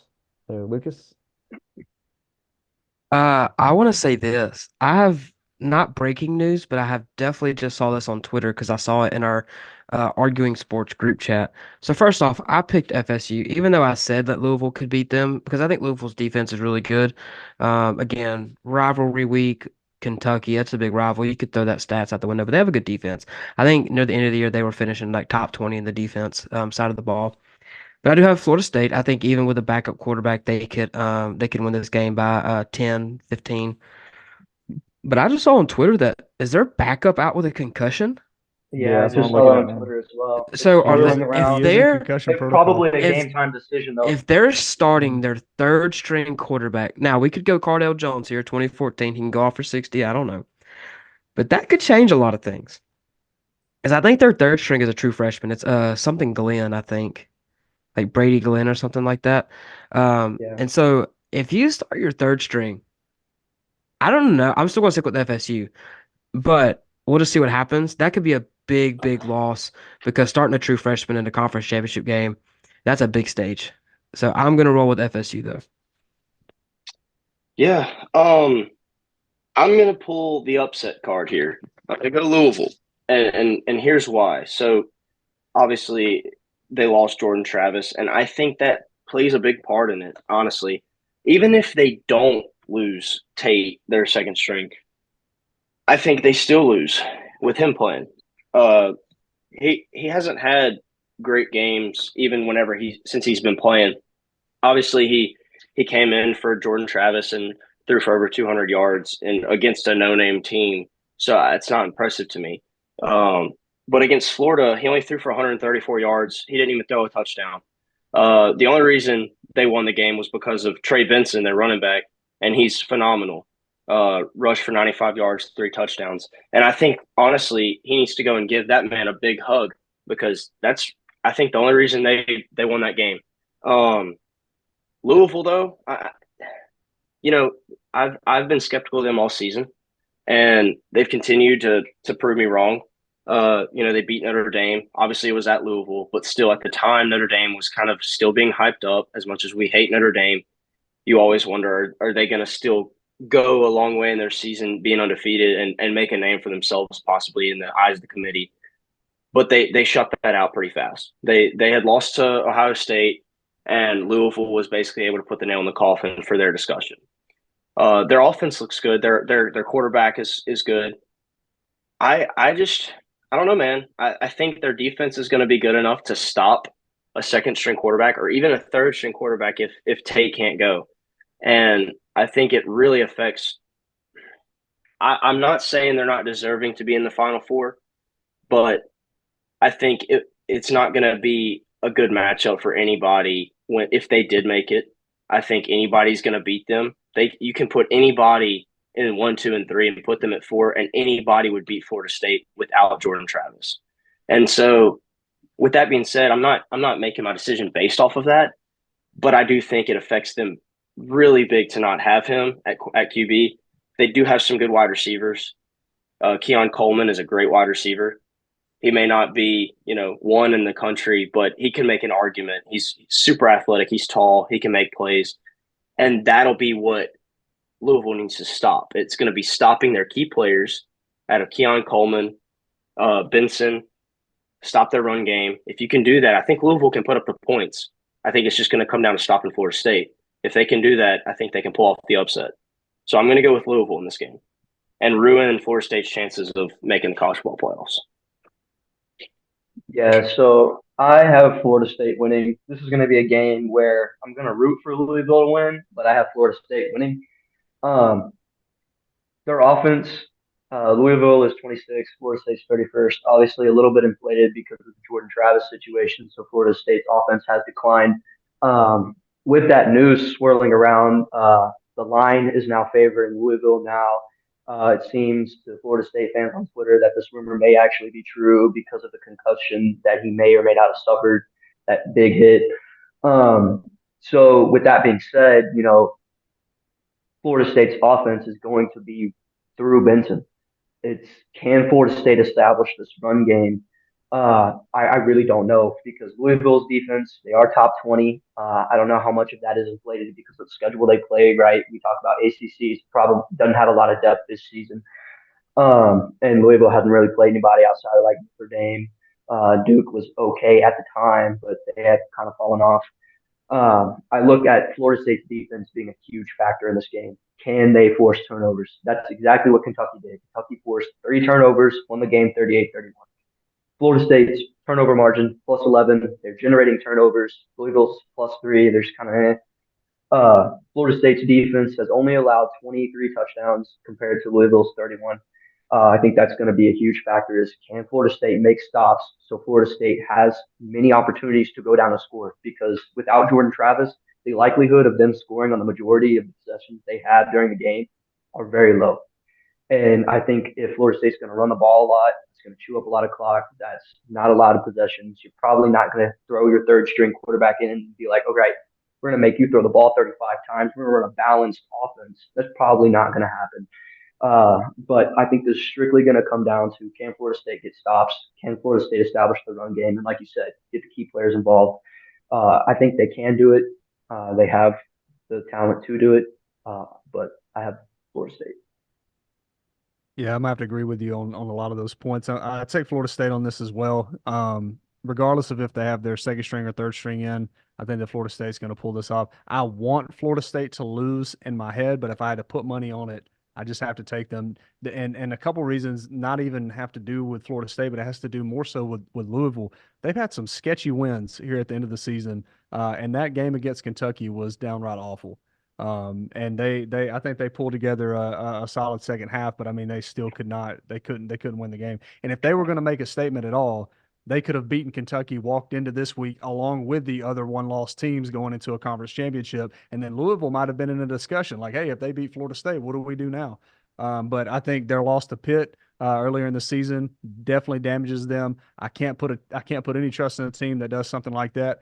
And secondly, I think that Jack Plummer, who is Louisville's QB, I think he has 11 or 12 interceptions on the season. Dude's sloppy with the ball. And I think Florida State's team is going to expose that. That's the other part of Florida State that people are sleeping on, is they do have a decent defense. And I think that that's going to shine against Louisville. The only thing I'm going to say before we go to the last game is it's giving 2014 Ohio State. I'm just saying. It's given 2014 Ohio State. Third string quarterback starts the conference championship. You go on a magical run and win the whole national championship. I'm not saying it's going to happen, but it is giving that energy right now. We don't need that in college football. I don't think our economy has the infrastructure for that. I'm going to go out and say that I think this game could be one of the best defensive games of the weekend. I think it could be one of the lowest scoring, honestly, because of the situation. 17 games. It's going to be a 17-20 game. Maybe with turnovers. Lower than Michigan and Iowa. Hot take. Lower than Michigan and Iowa. Oh, wow. Over under. Hey, speaking of Michigan and Iowa, last game on the ballot. Big Ten, number 3 Michigan versus 17 Iowa. I think Michigan runs away. Iowa has no offense. I don't think Iowa's defense will be able to keep up. I know they usually have a stacked defense, but I think Michigan has something to prove, and hopefully try to have a big game to push their spot up more into the rankings to get that 2 spot, or maybe hopefully the 1. So. Yeah, I don't feel like talking about this game much because I don't think there's much to talk about. I think Michigan probably will. I mean, Penn State beat them 31-0. I think Michigan could beat this team like 40-0. So I think Michigan wins. I think they win big. My only hot take would be if any touchdowns are scored by Iowa, it is not offensive. It'll be like a punt return, or like a pick six. But that's about it. Michigan wins by 40. That's about all I got for this game. I think it'll be a touchdown scored by the offense. Yeah, so obviously I'm going to go with Michigan as well. The funny thing that I found whenever I was looking at this game, so they have the line total points at 35.5. I have Michigan scoring 35 points. So they're going to almost hit the over just by themselves. It's just going to come down to what Iowa can do if they can maybe get some field goals here and there. Or maybe get like a picked up fumble interception, which isn't going to happen because Michigan's going to beat them by 50 probably. But yeah, I'll take Michigan in an easy dub. Yeah, I have 5 words written down. Michigan wins by a lot. This game is going to be either 35-0, 38-0, 42-0, or it's going to be 35-3, 38-3, or 42-3. That's all I have. Michigan's going to get the win. Yeah, I'd say when your quarterback has thrown for less than 1,000 yards on the season and you're in the conference championship, your offense is trash.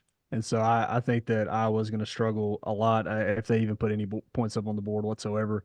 I think Michigan definitely walks away with an easy dub. And I think we can all agree on this. We knew whoever won Michigan Ohio State was going to walk through the rest of the Big Ten. Yeah. And I think the Big Ten is actually at a detriment to themselves because of that, because they make Michigan and Ohio State play right at the end of the season rather than the conference championship. I think that would do a lot more for those teams. If those 2 teams are walking in undefeated to the conference championship this week, it makes the playoff landscape even worse. And so I think that Michigan really will just steamroll them. And it's going to it's just going to be an easy walk to number 2 on the ballot there. I mean, Possibly number 1. I was so bad they can't even get a punt return for a touchdown without it being called back for a fair catch. You know, Terrible. Um, Terrible. worst, but that's tight end- worst, that- worst call of the season. That is the worst They call could of the be entire sitting. season. They could Hey. be sitting at 11-1 though. They could be sitting at 11-1 if that call stood. They could. I mean, Listen, if the call didn't happen. Tight end university, baby.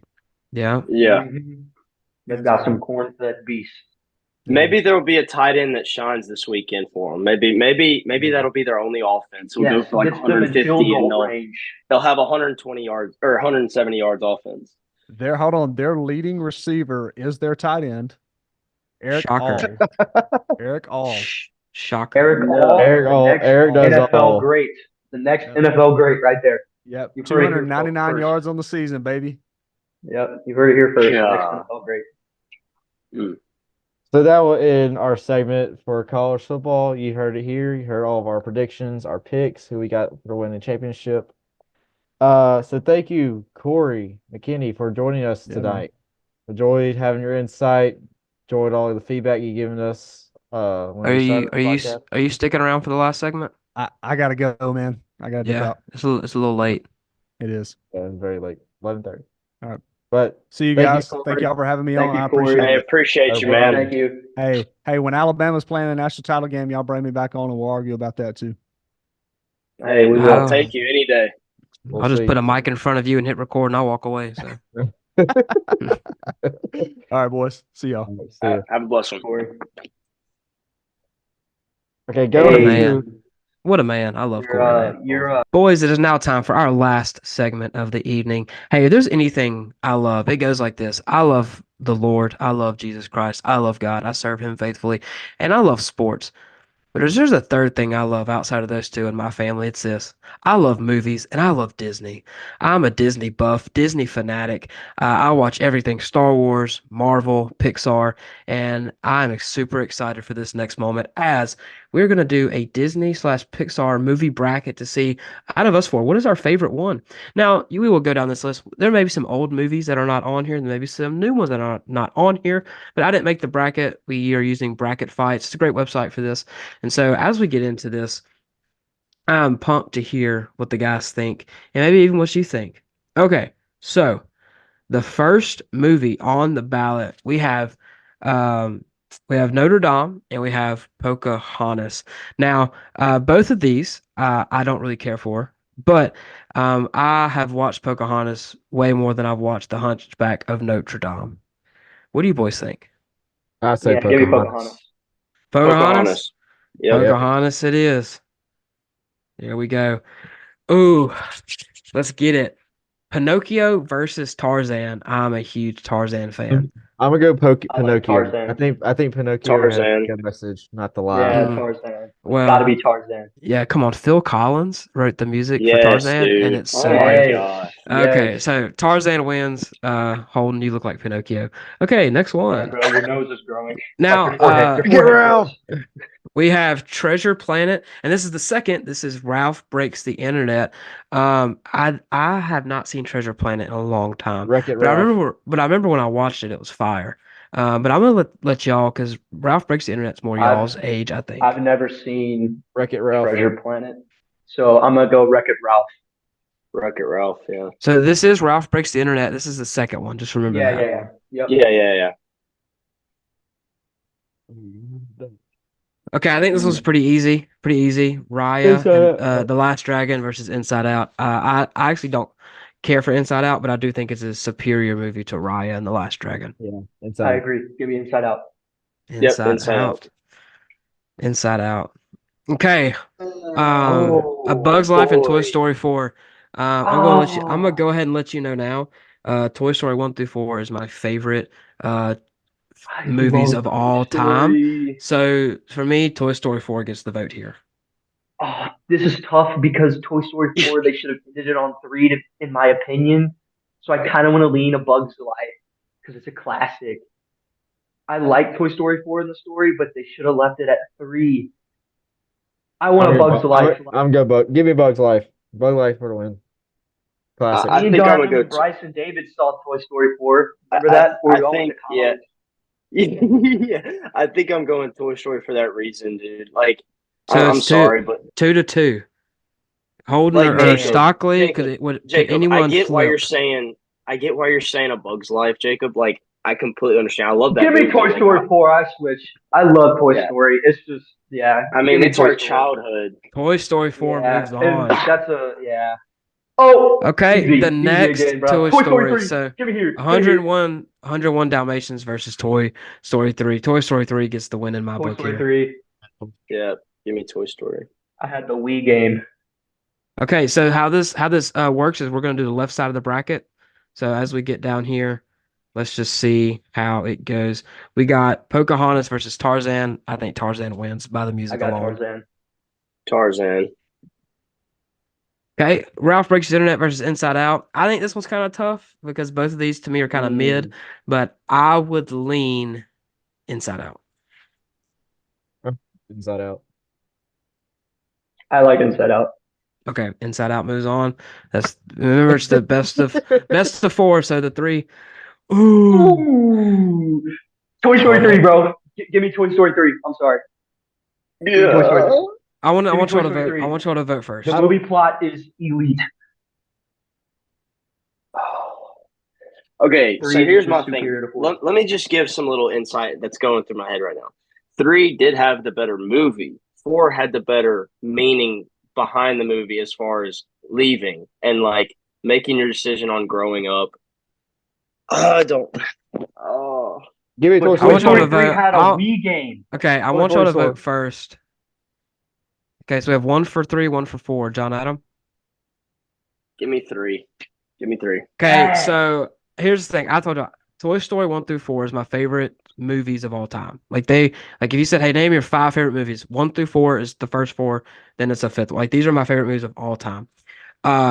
3 was a good ending, but 4 brought us, in my opinion, the greatest new character to a Toy Story movie is Forky. Dude, Forky is so a good character. His shorts on Disney Plus are phenomenal. I have to go Toy Story 4 because I actually think Toy Story 4 is tremendously better than Toy Story 3. I So mean, I can make the switch to Toy Story 4. I'm not going to be mad. But, like, It's not like yeah. that big of a So you deal. can go Toy Story 4, yeah. Toy Story 4? Okay, if Yeah. we don't switch, we're going to do coin flip. So if you want to stay Okay. firm, we could do that. So Toy Story Nah, 4? I'm okay. I'm okay 4. with We can go to 4. Okay. Here we go. Toy Story 4 and Inside Toy Out. Story I 4. think Toy Toy Story 4. Story. Yeah. Okay. Come on. Oh no. Toy Story 4. I'm going Toy Story 4. That's easy for me. Toy I Story think Toy Story 4. so. Yeah. Yeah. Toy Story 4? Should be, Okay. yeah. We Yeah, should I be think getting to the so. other side of the bracket now. Yeah. Here we go. No. Meet the Robinsons. Now, Nah, bro. Philip is behind Meet the Robinsons, bro. John Adam knows who Philip is. I love Meet the Robinsons. I love Meet the Robinsons. It's gotta be Meet the Robinsons for me. Meet the I Robinsons. love Hercules, but it's gotta be Meet the Robinsons. That's my vote. Meet the Robinsons. Man. so I would go Hercules here, but 3 of y'all said Meet the Robinsons. See, unfortunately, I'm gonna go. Hercules too. I love everything about Meet the Robinsons. I would watch it again in a heartbeat. It's one of It's those got close one of ones. the best scenes. I Big head and mini arm. Big head and mini arm. So what'd you go? I went Hercules. It's 2-2. So 2-2. Okay, Yeah, here we're we gonna need go. a coin flip on this one because I ain't changing, bro. Okay. Come on, So, come on. head Hercules is heads, Meet the Robinsons is tails. Okay. Bro, Okay, come so on we're gonna now. flip a coin. It is heads. You can see it right there. It is heads. Hercules moves on. That is rigged, bro. That T-Rex is definitely sad. Mm. Okay. Ooh. Ooh. Monsters Inc. Oh. all Monster So- day. Oh, Princess. Oh, I love Princess and the Frog Frog soundtrack is so good. since I used to live in New Orleans. That is by far like one of my favorites. But I will just say for I me, gotta say Monsters Inc. it's Monsters Inc. Okay, so Yeah. Henry loves Monsters Inc. So I've watched this movie about 1,400 times. I could about quote it at this point, and I have a hot take that I think this movie is like thought to be loved, but it's super underrated. Monsters Inc. Golly. Man, I clicked it. Well, dude, this side of the bracket's harder. Like, my bad. Toy Story 2. Toy Story 2. Toy Story 2. Yeah, Toy Story 2. oh I'm yeah, that's gonna easy. wait to share that opinion here in a little bit. It's taking a second. Here we go. Ooh, the new Oh. one and then the old Wreck-It Ralph. So it's the new Wreck-It. It's the oldest Mm. Wreck-It Ralph and the new Incredibles. Wreck-It Ralph. I didn't like the new Man, Incredibles. I was a big Incredibles I'm gonna fan, go. so I'm gonna go I Wreck-It was Ralph too. because that's like the first movie I believe we got like a whole bunch of like different characters from different games matching up together. it's Yeah. true. I So like Wreck-It it was Ralph. kind it was Give kind me of like a OG. unique. Give me the first Wreck-It Ralph. It was like a Yeah, unique. I'll like, take Wreck-It movie. Ralph. Wreck-It Ralph, everybody. Cool. Yeah, yeah. Come on. Oh, Coco. Oh, Sorry. easy. It's Coco. Mulan. Mulan. This Give is me tough for Mulan. me. But I love Coco. I love that soundtrack. It's I Coco, love the man. story. It's gotta be Coco. Coco for me, bro. There are only, I will say, I think Coco is the only movie, and I mean this, I cry every time at the end of that movie. Never watched Coco. Really? Bro, I've- Mushu. I've Mushu, never watched. Jacob. I've never Mulan watched is Coco. good. Mulan is so I've good, seen- but Coco is so I've much seen better. Mulan, but I'm gonna go Coco because of the TikTok memes. Dude, Coco's goated. That's fair, but My dream. Okay, Ratatouille. so here's something really cool about this. I don't really care for either, but Yo. Ratatouille, I know for a fact Ratatouille is the golden movie of your generation. Oh, So dude, many 100%. people that I know you're like around your age is when this movie came out when you were kids, and I know Yeah. everyone your age loves that movie. So I had I'll Yes. go the Wii game Ratatouille. for Ratatouille and Brave, and Ratatouille is so much more fun to play, and I love the movie Okay. better. Yes, I played the Ratatouille game too. It was amazing. So Ratatouille. Hang on. So I'm big into like the Europe stuff. So I really liked Brave when it came out as well. Like it was amazing movie as well. Hmm. But here's the thing about Ratatouille. So anytime as a kid, if I was ever sick or stayed home, or if it was raining outside, I would actually, I don't know if it was a psychological thing, but I would watch Ratatouille because it started off in the rain and that scene in the rain. And so if it was raining outside, I wanted to watch Ratatouille. And if I was ever sick, I would watch Ratatouille. So sometimes I would not really be sick, but I'd be sick so I could stay home and watch Ratatouille. But yeah. So So what are you I'm picking, gonna big take dog? I'm gonna It's take pretty- Ratatouille. Okay, Ratatouille. Next one. Let's see. Have we reached the bottom yet? Ooh. The original. Oh, that's Again, tough. But for I me, loved- it's got to be Toy Story. It's Yeah, gotta I be love Toy Toy Story. Story. It's Toy Toy Story. Story. I don't really care for Frozen. Hey, Frozen's a solid movie. Frozen 2 It is is. better. Lady and the Tramp versus The Oh, Incredibles. The Incredibles. The first Incredibles. Incredibles is legendary. Incredibles. Los Incredibles. Honey, Okay. where's my super soup? Monsters Inc. Inc. Monsters Inc. Monsters Inc. Monsters Inc. Monsters Inc. Yeah. Monsters Inc. We all going Monsters Inc. Monsters Yeah. Inc. Oh my gosh, that means Man, at some this is gonna point be so tough, bro. Toy Story 2. Toy Story 2. 2. Yeah, Toy Story 2. Toy We're Story gonna 2, have a baby. Toy Story battle, bro. Ooh, this is tough Ratatouille. for me. So Ratatouille. I would say I think this is where Coco meets its maker for y'all, but for me, Coco is such a good movie, dude. I vote Ratatouille. Coco So- is a very good movie, but I got Ratatouille. Coco, Yeah, like I said, Ratatouille. Coco is honestly the only movie that every time I've watched it, I have cried at the end. It's so good, but Ratatouille will win for y'all. I need to watch it. I never watched it. It's good, dude. This is tough for me, Oh my man. gosh, This is bro. tough for me. Oh my God. Oh, Again, it's got to be. Oh, I Again, watched all these so I many love Toy times. Story. I'm voting Toy Okay, Story. in the car, if I was in the car on a road trip, the first movie I'd pick would probably be Incredibles because I like Toy Story 2 better than the first Toy Story. I'm going with The Incredibles. I'd rather watch I'm going Incredibles Incredibles. or like on a road trip, like Jacob said. So what? God, I got why Toy is it Story. down to me? Is that 2 Incredibles, 1 Toy Story? Yeah, down the Yeah, battle. up to John Adam, bro. That's what happens when you just sit there and think. I'm thinking, I'm like TikTok Hey, boy that's over okay. here. You got all the pressure. Dang, man.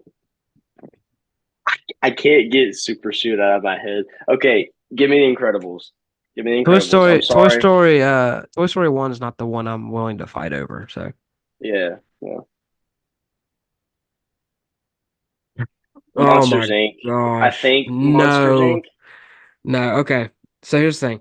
This one's really hard for me because I love both of these movies so much. Toy Story That 2 for me. It's got to be Toy Story 2 for me. what are you going, I love Holden? Toy Story 2. That's my favorite one. Holden, it's up to you. I'm switching. I'm switching. Toy Story I'm 2. switching. Yeah, yeah. Okay, I'm going Toy Story 2. I'm glad Stockley it's his favorite one because that's my favorite one too. Oh yeah, it's the only right answer.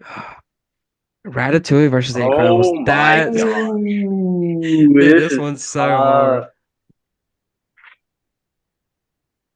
Oh, Ratatouille is just so good. It's like a It classic. really I'm is. going The Incredibles. I'm going Man, Oh, I Ratatouille. hate give me this. Ratatouille, man. Give me I'm getting Ratatouille. Ratatouille. Give me Ratatouille, bro. Give me Ratatouille. Give me Remy, No, not bro. again. Not again, dude. Not again. You gotta go with your gut. Just go with your gut. It's up to you, John Adam. Have you? I'll go You've I'll seen? go Ratatouille. Okay, I'm about to say you've seen other superhero movies, but you never see a movie of a rat cooking. That's true. Okay. Okay. Oh my Goodness, god. And I no. stick Oh with my my point. goodness. No, Give me no, I can't Ratatouille. decide on this, No. man. I Give me can't No. decide. No, Dude, it you is I never- Toy can't decide, Story bro. 2. It Oh is my okay. word. Okay, Oh my here's word. my never This should seen be a the rat final. cook. here we go. Here's my moment to shine. Never seen a rat cook.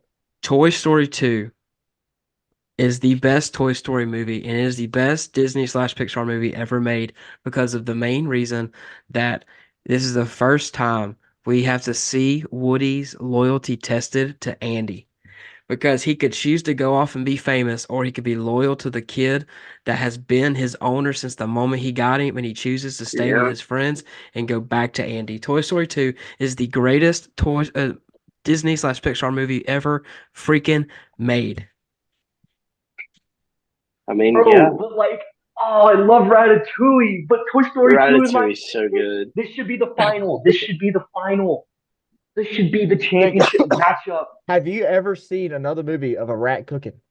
You can watch movies of No. toys any other day of the week. Okay, okay, Stuart Little. Stuart Little is a rat that rides around in a little car and There you talks. go. Okay, That's but you've not never even seen a rat close to the cook. Oh same. man, it's got to be Toy Story 2. Oh, It's Toy oh, Story but 2. It's got to be Toy Story 2. I don't know. I don't know. Well, yes, yes, I do know. It's got to be Toy Story 2, bro. I It is love hard. Toy Story 2. It is hard because like I said, Ratatouille was like the golden movie of y'all three's generation. And here's the thing. Gosh, Here's the this thing. should be But the final. Toy Story 2 is just the fat man in the chicken suit, right? Yes. Woody And Woody is Bro is just so fat eating on the Cheetos, bro. And Woody is trying to get the remote and he steps on the Cheeto. I mean, yes. crap like that. Hey, howdy, The Buzz hey, that's Lightyear, me. I'm your father. Dude, when Woody goes and he goes, hey, howdy, hey, is that me? I'm on a yo-yo. I mean, come on. Toy Story 2 is phenomenal. hey, and don't get me wrong. I really loved when he was like getting like he was polishing his boots and stuff. It was Uh-huh. so relaxing. I was like, Yeah. yes, this fits The my OCD. the craftsmanship of the animation in Toy Story 2 was light years ahead of It's its gotta time. be Toy Story 2, Okay, bro. That's so okay. goated. Yes. I'll take Toy Story 2. I'll take Toy Story 2. And I think there's no answer here. I mean, there's no fight. Toy Story No. 2. The right side of the bracket was Yeah, dang no, loaded. that was But Toy Story 2, I think, is the Yep. best. Yeah, Man, Toy Story 2. Toy Story 2. Here it is, folks. For some reason, these didn't get added up here, if you see that. I don't know why, Yeah, but Big that's Hero weird. 6 is up here. I don't know how far Big Hero 6 or any of those would have made it, I but think Up would have Yo, been one Up? for me What though. would've gone? Up would have I have probably. a strong opinion on Up. I think Up, the first like 8 minutes of it's one of the best movies ever. The last everything of it is terrible. Like The first few minutes of Up is probably some of the best cinema ever, and then the rest of it is just bad. I think Up would Oh, I beat love Up. Tarzan, but I don't think it would have beat out Toy Story 4. Hey, if there's anything that proves Toy Story is the moneymaker at Disney. I Oh mean, yeah. it is Oh yeah. great. So our winner for all of us in this bracket by itself, the best movie that Disney or Pixar has made has to be Toy Story 2. Hey, we're gonna keep doing this over the holidays. We'd love for you to put some input. Of course, we have ideas, but like, do you want us to do a bracket of our favorite Christmas movies or our We favorite could do a sports custom movies? Christmas bracket if they want to submit We their could do suggestions. Christmas movies. We could do sports movies, Christmas. anything like Christmas. that. So we could do a bunch of things definitely around the holiday season. We could do TV shows, Marvel movies, Star Wars projects, anything like that. We could do mascot. We can do like the best mascot, the best uniforms in college football, NFL, anything. So if you want us to do a bracket of your choice, you can send that to our email at terribletakesportstalk@gmail.com. Leave a comment in the YouTube video down below, or you could send it Bracket. on Instagram in a DM. And you can also look on this website, bracketfights.com. That's what we use this tonight. I think they have unlimited like a lot of brackets you can use. And so, ladies and gentlemen, that will Yes, they do. Yes, they do. this week's episode of Terrible Takes Podcast. Thank you, Corey, McKinney, for joining us once again. And do not forget to go follow socials and go check them out. So thank you for watching and listening to us. And we hope they have a great day. And once again, I'm Holden Ottman, and I am joined by Lucas Toller, Jacob Stockley, and John Langenfield. And Merry Christmas. See you next week. Peace out. Peace out. Peace out. Peace out.